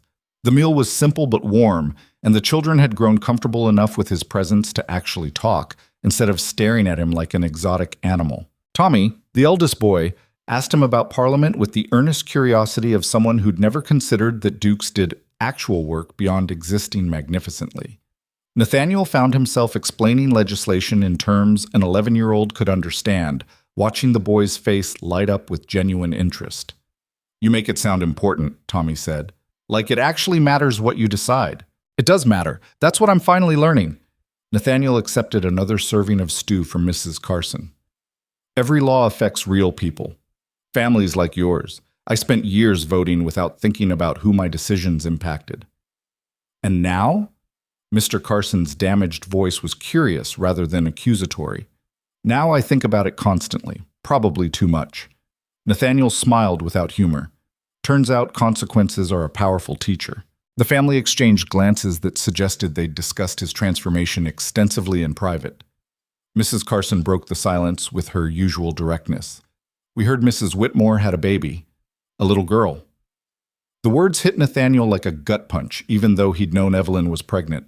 The announcement had been in the society pages months ago, carefully worded to make clear the child had been conceived well after the marriage. No scandal attached. But hearing it stated so plainly, in a tenant cottage while eating stew, made it real in a way the printed words hadn't. "I hadn't heard," he managed. "That's wonderful news. Due any day now, from what we're told." Mrs. Carson watched him carefully. "She came through here last month, visiting families with Dr. Whitmore. Looked happy, glowing even." The image formed unbidden in Nathaniel's mind. Evelyn pregnant, radiant, building a family with a man who actually deserved her. Starting over completely, with no trace of the Blackthorn years except perhaps as a cautionary tale she'd tell her daughter someday about marrying for the wrong reasons. "I'm glad she's happy," Nathaniel said, and meant it despite the ache in his chest. "She deserves every good thing." "Do you mean that?" Tommy asked with childhood's brutal honesty. "Or are you just saying it because you're supposed to?" "Tommy," his mother warned. "No, it's all right." Nathaniel met the boy's eyes. "I mean it. It took me a long time to understand what I threw away, and even longer to accept that I don't get to have it back just because I finally figured out its value. Mrs. Whitmore, your former Duchess, she gave me years of devotion I didn't earn and didn't appreciate. The fact that she found someone who does appreciate her is probably the only good thing to come out of this entire mess." The family fell silent, and Nathaniel realized he'd said more than he'd intended, revealed more of the wound than was probably appropriate for a dinner conversation. Mr. Carson cleared his throat. "That's a hard lesson to learn, Your Grace. Most men never do. Most men don't lose something as comprehensively as I did." Nathaniel pushed food around his plate. "Most men don't have their failures documented in society pages for everyone to dissect." "Maybe, but most men also don't show up at tenant cottages and eat stew and talk about it honestly." Mrs. Carson's expression was softer now. "The old Duke, your father, he'd have considered us beneath his notice. You're trying to be different. That counts for something." "Does it?" Nathaniel wasn't sure. "Sometimes I think I'm just performing a different kind of aristocratic arrogance. The reformed rake, showing everyone how much he's changed. It's still all about me. Is it?" Tommy leaned forward. "Because you got our roof fixed and my Da says you're pushing for laws that'll help farmers, and you stop drinking yourself to death. Those things help other people, not just you." Out of the mouths of children came assessments that cut through self-deception more effectively than any amount of adult politeness. Nathaniel looked at the boy and felt something shift in his chest. "You're right," he said slowly. "You're absolutely right. I've been so focused on my own guilt and my own transformation that I've been treating it like another performance, another role to play." "So stop performing," Mr. Carson said with his damaged rasp. "Just do the work. Help people because it needs doing, not because it makes you feel better about yourself." The brutal simplicity of it was exactly what Nathaniel needed to hear. He left the Carson cottage that evening with a clearer sense of purpose than he'd had in months. Not redemption through grand gestures or public transformation, but just quiet, consistent work that mattered regardless of whether anyone gave him credit for it. December arrived with heavy snow that blanketed the estate in white silence. Nathaniel spent the short days in his study working through proposals for tenant improvements, and the long evenings reading, not the political treatises he used to favor, but novels and philosophy and anything that might help him understand how to be a better human being instead of just a more effective duke. Pemberton visited for Christmas, bringing news from London along with expensive brandy Nathaniel barely touched. "Society's moved on," Pemberton reported over dinner. "You're no longer the scandal of the season. Some Earl ran off with his sister-in-law and everyone's talking about that instead." Good. Nathaniel had no appetite for the roast Thomas had prepared. "I never wanted to be interesting for the wrong reasons." "You're becoming interesting for the right ones, though." Pemberton cut his meat with precision. "That bill you sponsored about tenant protections, it's gaining traction. People are noticing you're not just mouthing platitudes. I hope it passes. Those protections are decades overdue. They are. But the fact that you're championing them, given your history of ignoring tenant welfare, makes the gesture more powerful." Pemberton paused. "Reformations are always more compelling than consistent virtue." "I'm not interested in being compelling." Nathaniel met his friend's eyes. "I'm interested in actually fixing the damage I caused through years of negligence. That's what I mean. You've stopped performing." Pemberton's expression held something like respect. "Last year you were drowning in self-pity and desperate for everyone to acknowledge your suffering. Now you're just doing the work without fanfare. That's actual change. It doesn't feel like enough." "It never does. That's how you know it's real." They sat in comfortable silence for a while, the kind that only came from friendship that had survived scandal and mutual disappointment and come out stronger on the other side. "I heard the Whitmores had a daughter," Pemberton said eventually. "Healthy birth, mother and child both well." "I heard." Nathaniel's voice was steady despite the tightness in his chest. "I'm glad." "Are you? Truly?" "Yes." Nathaniel considered the question honestly. "Part of me will always ache about what I lost, but Evelyn deserves that happiness, deserves a family with someone who wanted her from the beginning instead of resenting her for not being someone else." "That's remarkably mature of you. Don't give me too much credit. I still have days where I want to rage at the unfairness of it all. Want to blame everyone but myself for how things turned out." Nathaniel smiled bitterly. "But those days are getting rarer. Mostly I just feel tired and grateful she escaped before I could damage her more than I already did." Pemberton studied him across the table. "What will you do? Long term? Keep working. Keep learning. Try to become someone who might eventually deserve a second chance at life, even if it never includes her." Nathaniel shrugged. "What else is there?" "You could remarry, rebuild, start fresh with someone new." "No." The word came out sharp, final. "I'm done inflicting myself on women who have the misfortune to believe I might be worth the effort. Evelyn survived me. I won't risk destroying someone else. That's a lonely road." "Yes, but it's the appropriate one." They finished dinner in contemplative silence, and Pemberton left the next morning with promises to visit again in spring. Nathaniel spent the rest of winter in productive isolation, working on estate improvements and parliamentary business with single-minded focus that filled his days but left his nights empty. He'd stopped drinking to excess, stopped wallowing, stopped most of the self-destructive behaviors that had defined the worst months of his fall. But he hadn't figured out how to stop missing Evelyn in the quiet moments when there was nothing to distract him from the magnitude of what he'd lost. Spring arrived with tentative warmth and the estate coming back to life. Nathaniel rode through his lands and saw the improvements he'd funded over the winter. Repaired cottages, new drainage systems, better roads. Tangible evidence that he was trying to be better than the Duke who'd let everything slide while he pursued his own selfish desires. The tenants were cautiously optimistic about the changes, and Nathaniel accepted their thanks with the understanding that he was just correcting years of neglect rather than doing anything particularly heroic. Tommy Carson had started reading law books Nathaniel had loaned him, showing a sharp mind that deserved better education than the local school could provide. Nathaniel quietly arranged for a scholarship to a better institution, telling the family it was funding available to promising students, not charity from a guilty duke trying to buy absolution. Mrs. Carson saw through the fiction but accepted it with grace. "You're trying to make a difference," she said one afternoon when Nathaniel stopped by to check on the family. "That's all any of us can do." "Is it enough? Making small differences for a handful of people? It's enough for those people." Mrs. Carson's expression was kind. "You're looking for grand redemption, Your Grace." Some dramatic moment where everything's forgiven and you're restored to who you were before. But that's not how it works. Then how does it work? You just keep showing up, keep doing better, keep helping where you can. And eventually you look back and realize you've built something worthwhile from the ruins. Mrs. Carson handed him tea with work-roughened hands. The person you were before. The one who had everything and threw it away. He's gone. You can't get him back. But you can build someone new from what's left.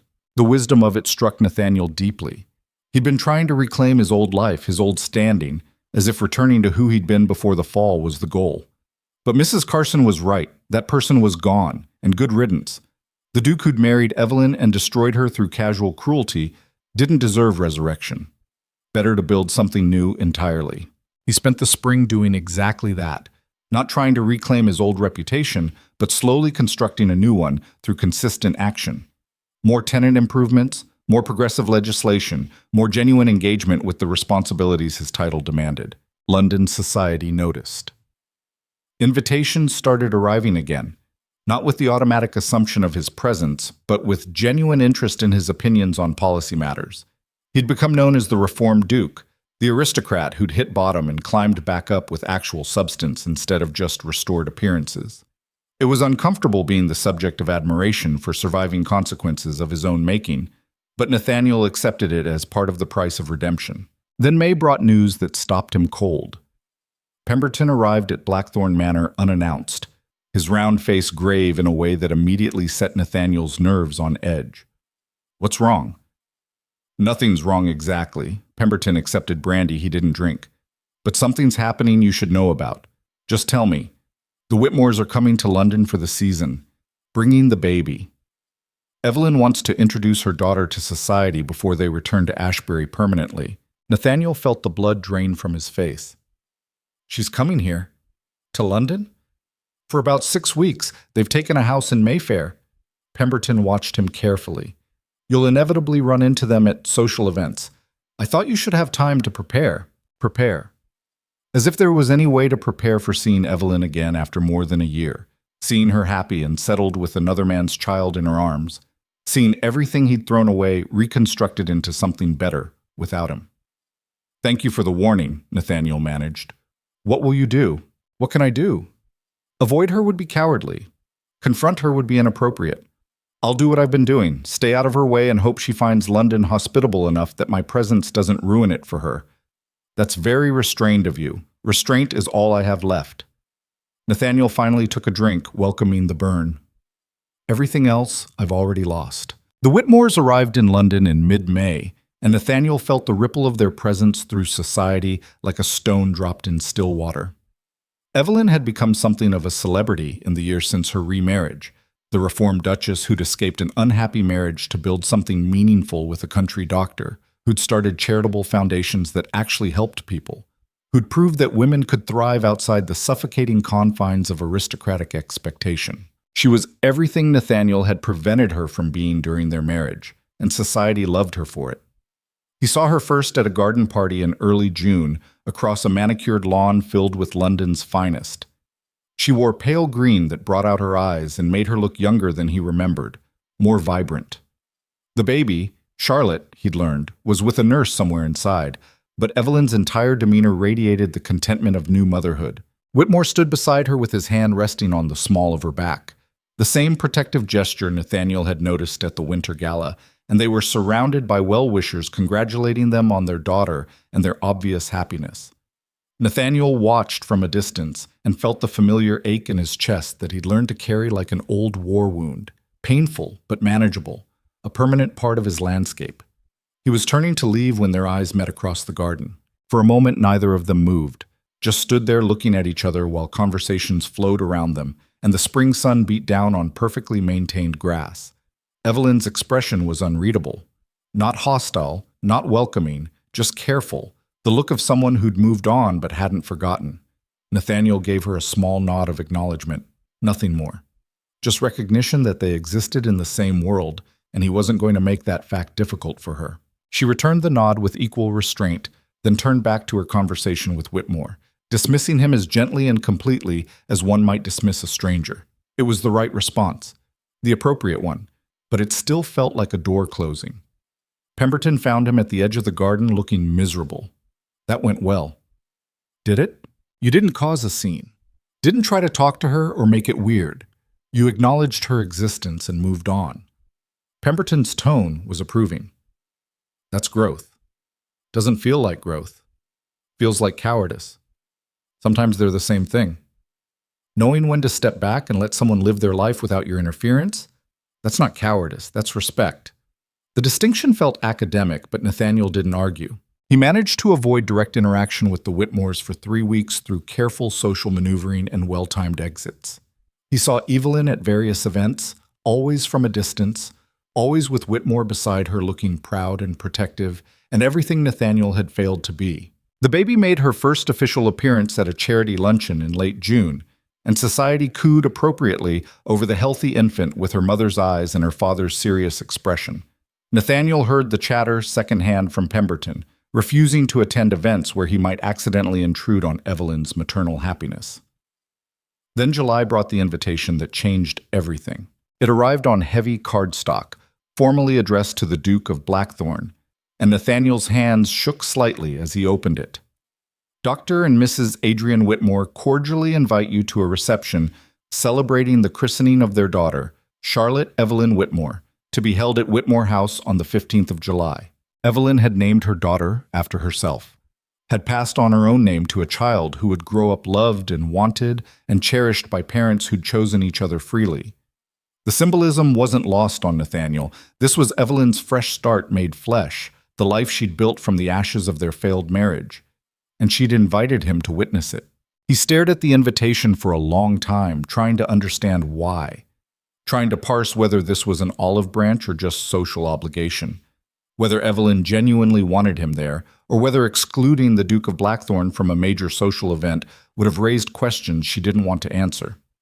Pemberton found him that evening still holding the invitation like it might explode. "Are you going?" "I don't know." Nathaniel set it down carefully. "Why would she invite me? We haven't spoken in over a year. I signed away any claim to her life. Maybe that's exactly why. You let her go, didn't fight the annulment, didn't make her departure difficult, didn't try to interfere with her happiness." Pemberton settled into a chair. "Maybe she's acknowledging that you finally did one thing right, by inviting me to celebrate the family I'll never have with her. By showing you she's moved past whatever anger she had, that she's happy enough in her new life that your presence doesn't threaten it." The assessment made a brutal kind of sense. Evelyn had no reason to fear him anymore. He couldn't hurt her, couldn't touch her, couldn't do anything but witness the life she'd built without him. Maybe that was the point. Maybe this was her final statement. "Look what I became when you stopped holding me back." "I'll go," Nathaniel decided. "I owe her that much." One afternoon of celebrating her happiness without making it about my regrets. The day of the reception arrived with summer heat that made London feel oppressive. Nathaniel dressed carefully in clothes that were elegant but not ostentatious, wanting to blend into the background rather than draw attention. Whitmore House was smaller than Blackthorn Manor but warmer somehow, filled with light and flowers and the kind of lived-in comfort that came from people who actually enjoyed their home. Guests filled the gardens where tables had been set up with champagne and delicate foods, and the whole affair felt intimate despite the crowd, like a celebration among friends rather than a social obligation among aristocrats. Nathaniel arrived late deliberately, slipping into the garden and accepting champagne from a servant who didn't recognize him. He found a spot near the back where he could observe without participating, watching Evelyn move through her guests with Charlotte in her arms. She looked radiant in pale blue silk, her dark hair swept up, diamonds catching the sunlight. But more than that, she looked at peace, the kind of deep contentment that came from being exactly where you wanted to be with exactly who you wanted beside you. Whitmore hovered nearby, introducing colleagues and accepting congratulations with the genuine warmth of someone who'd never doubted his right to this happiness. They looked perfect together, like two pieces that had always been meant to fit. Nathaniel watched them for 20 minutes, feeling like a ghost haunting a life that had moved on without him, wondering if he should just leave before anyone noticed his presence. Then Evelyn saw him.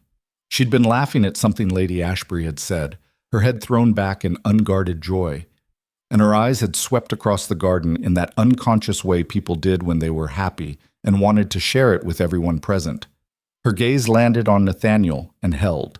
The laughter faded from her face, replaced by surprise, and then something more complicated: recognition, assessment, the careful evaluation of whether his presence was going to be a problem.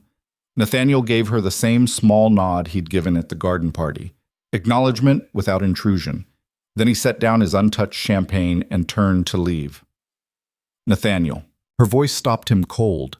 He turned back slowly and found her walking toward him, Charlotte still in her arms, Whitmore a few steps behind, looking protective, but not hostile.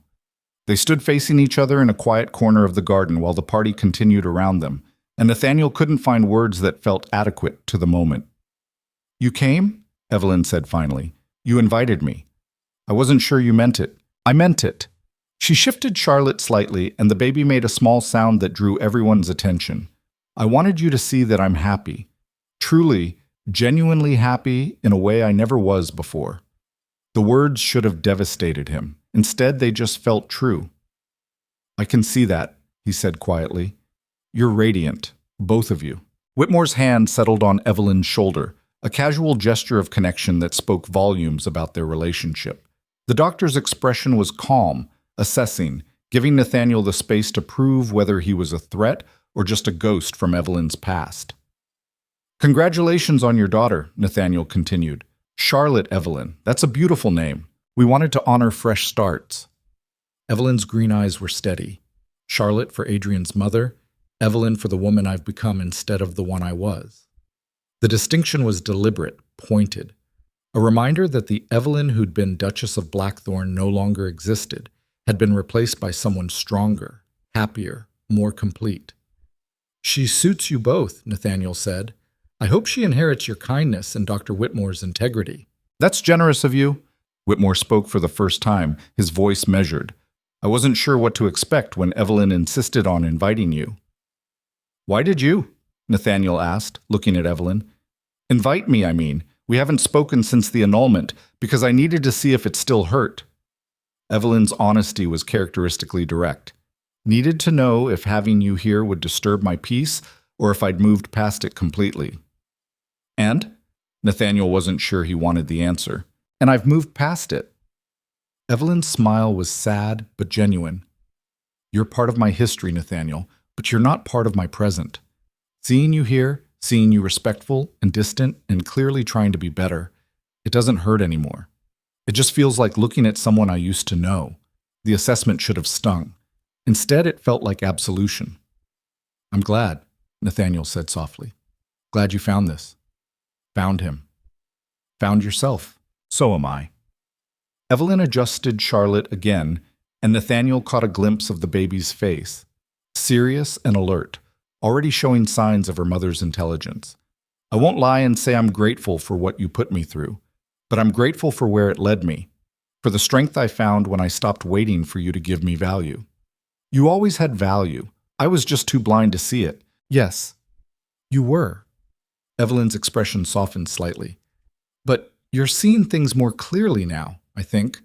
The reports from Blackthorn say you've become a decent landlord, that you're actually helping people instead of just extracting rents. I'm trying. It doesn't feel like enough, but I'm trying. That's all any of us can do. Try to be better than we were." Whitmore cleared his throat gently. "Evelyn, we should get Charlotte inside. She's getting fussy." "Of course." Evelyn looked at Nathaniel one last time, and her expression held something like peace. "Thank you for coming, Nathaniel, for respecting boundaries and not making this difficult. It means more than you probably realize. Thank you for inviting me, for giving me the chance to see you happy." Nathaniel felt his throat tighten.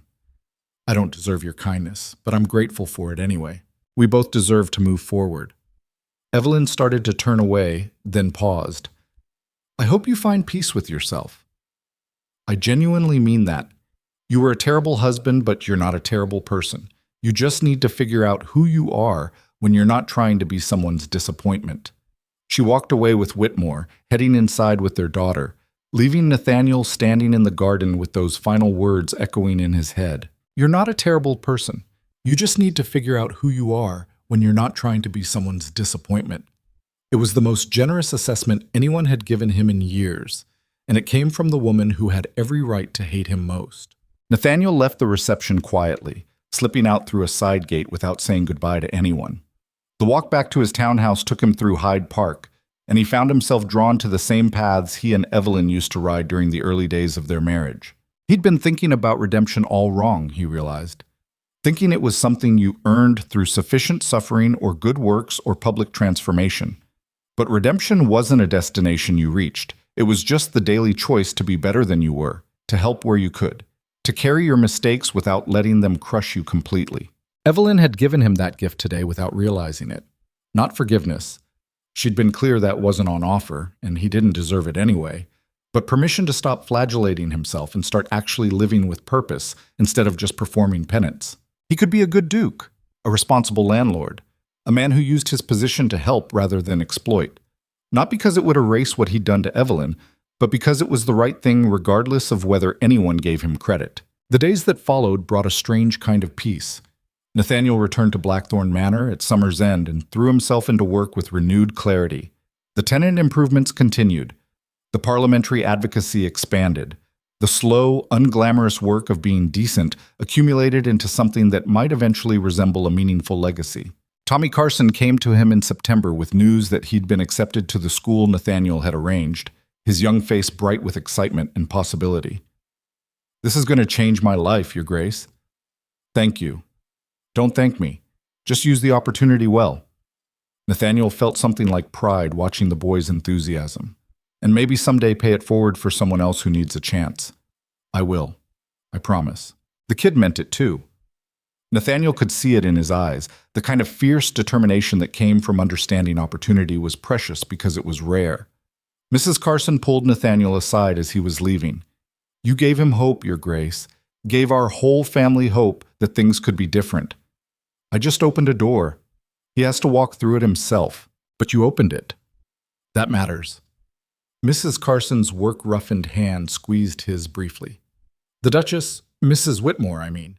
She'd be proud of what you're doing, even if she can't say it." The words settled somewhere deep in Nathaniel's chest, in the place where he kept the complicated mix of grief and gratitude that defined his relationship with his own past. Maybe Evelyn would be proud. Maybe not. It didn't really matter because he wasn't doing this for her approval or even for his own redemption. He was doing it because it needed doing, and he was in a position to make it happen, and that was reason enough. Autumn passed into winter again, the cycle of seasons marking another year in his slow transformation from the man who destroyed everything to the man who was building something worth keeping from the ruins. Pemberton visited for Christmas again, bringing news and companionship and the comfortable acceptance of friendship that had survived scandal. "You've changed," Pemberton said over dinner, not dramatically, just steadily, like water wearing down stone. "Is that a compliment?" "It's an observation. The most profound changes are the quiet ones." Pemberton raised his glass. "To steady improvement and water wearing down stone." "To survival," Nathaniel countered, "and learning to live with consequences." They drank to that, and Nathaniel felt the weight of the year settling over him like a blanket. Heavy, but not crushing. Significant, but manageable. He'd lost everything that mattered. His wife, his reputation, nearly his entire estate. He'd faced the complete collapse of the life he'd built on selfishness and entitlement and casual cruelty. And somehow he'd survived it. Somehow he'd crawled out of the wreckage and started building something new from the pieces that remained. It wasn't the life he'd imagined. Wasn't the triumphant story of redemption where the fallen hero earned back everything he'd lost through sufficient suffering and grand gestures. It was smaller than that, quieter. Just the daily work of being decent when no one was watching, of helping where he could, of carrying his mistakes without letting them define every choice going forward. The reports from Ashbury said the Whitmores were thriving. Evelyn had opened 2 more charitable foundations. Dr. Whitmore's medical work was expanding to cover 3 counties. Charlotte was growing healthy and happy, surrounded by parents who'd chosen each other and chosen her with equal intentionality. Nathaniel read those reports and felt the ache of permanent loss mixed with genuine gladness that Evelyn had found what she deserved. Some mistakes you couldn't fix. Some damage was too profound to repair. Some losses had to be carried as the price of the person you'd been when you inflicted them. But you could still build something worthwhile from what remained. could still choose to be better, even if better would never be good enough to erase the past. Spring came again, bringing renewal to Blackthorn Manor's grounds, and the promise of another planting season for tenant families who were starting to trust that their duke actually cared about their welfare. Nathaniel rode through his estate on a morning in late April when the world felt fresh and possible, and he thought about the man he'd been 2 years ago, arrogant, entitled, so consumed with his own dissatisfaction that he destroyed the one person who genuinely loved him. That man was gone, had died in the wreckage of his own making, replaced by someone quieter, more careful, more aware of how much damage thoughtless cruelty could inflict. The new man wasn't better in any romantic sense, wasn't redeemed or forgiven or granted some Hollywood ending where everything worked out. He was just trying to help, trying to do less harm, trying to build a legacy that meant something beyond inherited titles and accumulated wealth. And maybe that was enough. Maybe that was all anyone could really do: survive their mistakes, learn from the wreckage, and keep showing up to do better even when better would never erase what came before. Nathaniel reined in his horse at the top of a hill overlooking his estate, and for the first time in years he felt something close to peace. Not happiness. He'd forfeited any claim to easy happiness when he'd thrown away Evelyn's love. But peace, the quiet acceptance that this was his life now. These were his choices. This was the path forward. Alone but purposeful. Scarred but functional. Carrying the weight of permanent loss while still building something that mattered. It wasn't the ending he'd wanted, but it was the ending he'd earned, and there was a strange dignity in accepting that without the comfortable cushion of self-deception or the desperate hope that things might still somehow work out. He'd lost the greatest love he'd ever have, had watched her build a beautiful life with someone who deserved her, had faced the complete destruction of everything he'd taken for granted, and he'd survived it, had learned from it, had become someone who might eventually deserve a second chance at life, even if it would never include the woman who taught him what real devotion looked like. The Duke of Blackthorn turned his horse back toward the manor, toward the work waiting in his study, toward the tenants who depended on his decisions, toward the future he was building one quiet choice at a time. Behind him, the past stretched out like a landscape of ashes and lessons learned too late. Ahead, the path narrowed into something smaller than he'd imagined, but more honest than anything he'd built before. And in the distance, in a house in Ashbury he'd never visit, Evelyn Whitmore lived a life of genuine happiness with a husband who cherished her, and a daughter who would grow up knowing she was wanted. Nathaniel carried that knowledge like a stone in his chest, heavy, permanent, a constant reminder of what happened when you mistook possession for love and entitlement for devotion. Some men learned these lessons early enough to salvage what mattered. Nathaniel had learned them too late for salvation, but just in time to become someone who understood why salvation had always been beyond his reach. And in that understanding, in that brutal acceptance of permanent consequences, he found something that wasn't redemption or forgiveness or any of the comfortable endings people wrote in books, just the quiet discipline of continuing, of doing better, of building something worth leaving behind even though the person who'd believed he could would never see it. The silence of Blackthorn Manor welcomed him home, and Nathaniel accepted it as the only companion his choices had left him. Some loves you got to keep, some loves you destroyed, and some loves haunted you forever with the ghost of what you'd thrown away when you were too blind to see it was the only real thing you'd ever have. He'd live with that, would carry it until the day he died, would build his legacy around the shape of her absence and hope that somewhere in the work, in the helping, in the daily choice to be less terrible than he'd been, there might be something resembling meaning. It was a lonely road, a hard road, a road that led nowhere he'd once wanted to go. But it was the only road left to him, and he'd walk it with whatever grace he could muster, carrying the weight of his mistakes like the inheritance they were, permanent, immutable, and entirely his own fault. The Duke of Blackthorn had finally learned what power really meant. Not control, not dominance, not the ability to command others or bend them to your will. Just the capacity to choose differently, to build instead of destroy, to help instead of harm, and to live with the consequences of every moment you'd chosen wrong, carrying them forward without letting them stop you from choosing right the next time. It wasn't redemption, but it was survival. And survival, he was learning, was its own kind of victory when you'd fallen as far as he had and still managed to stand back up.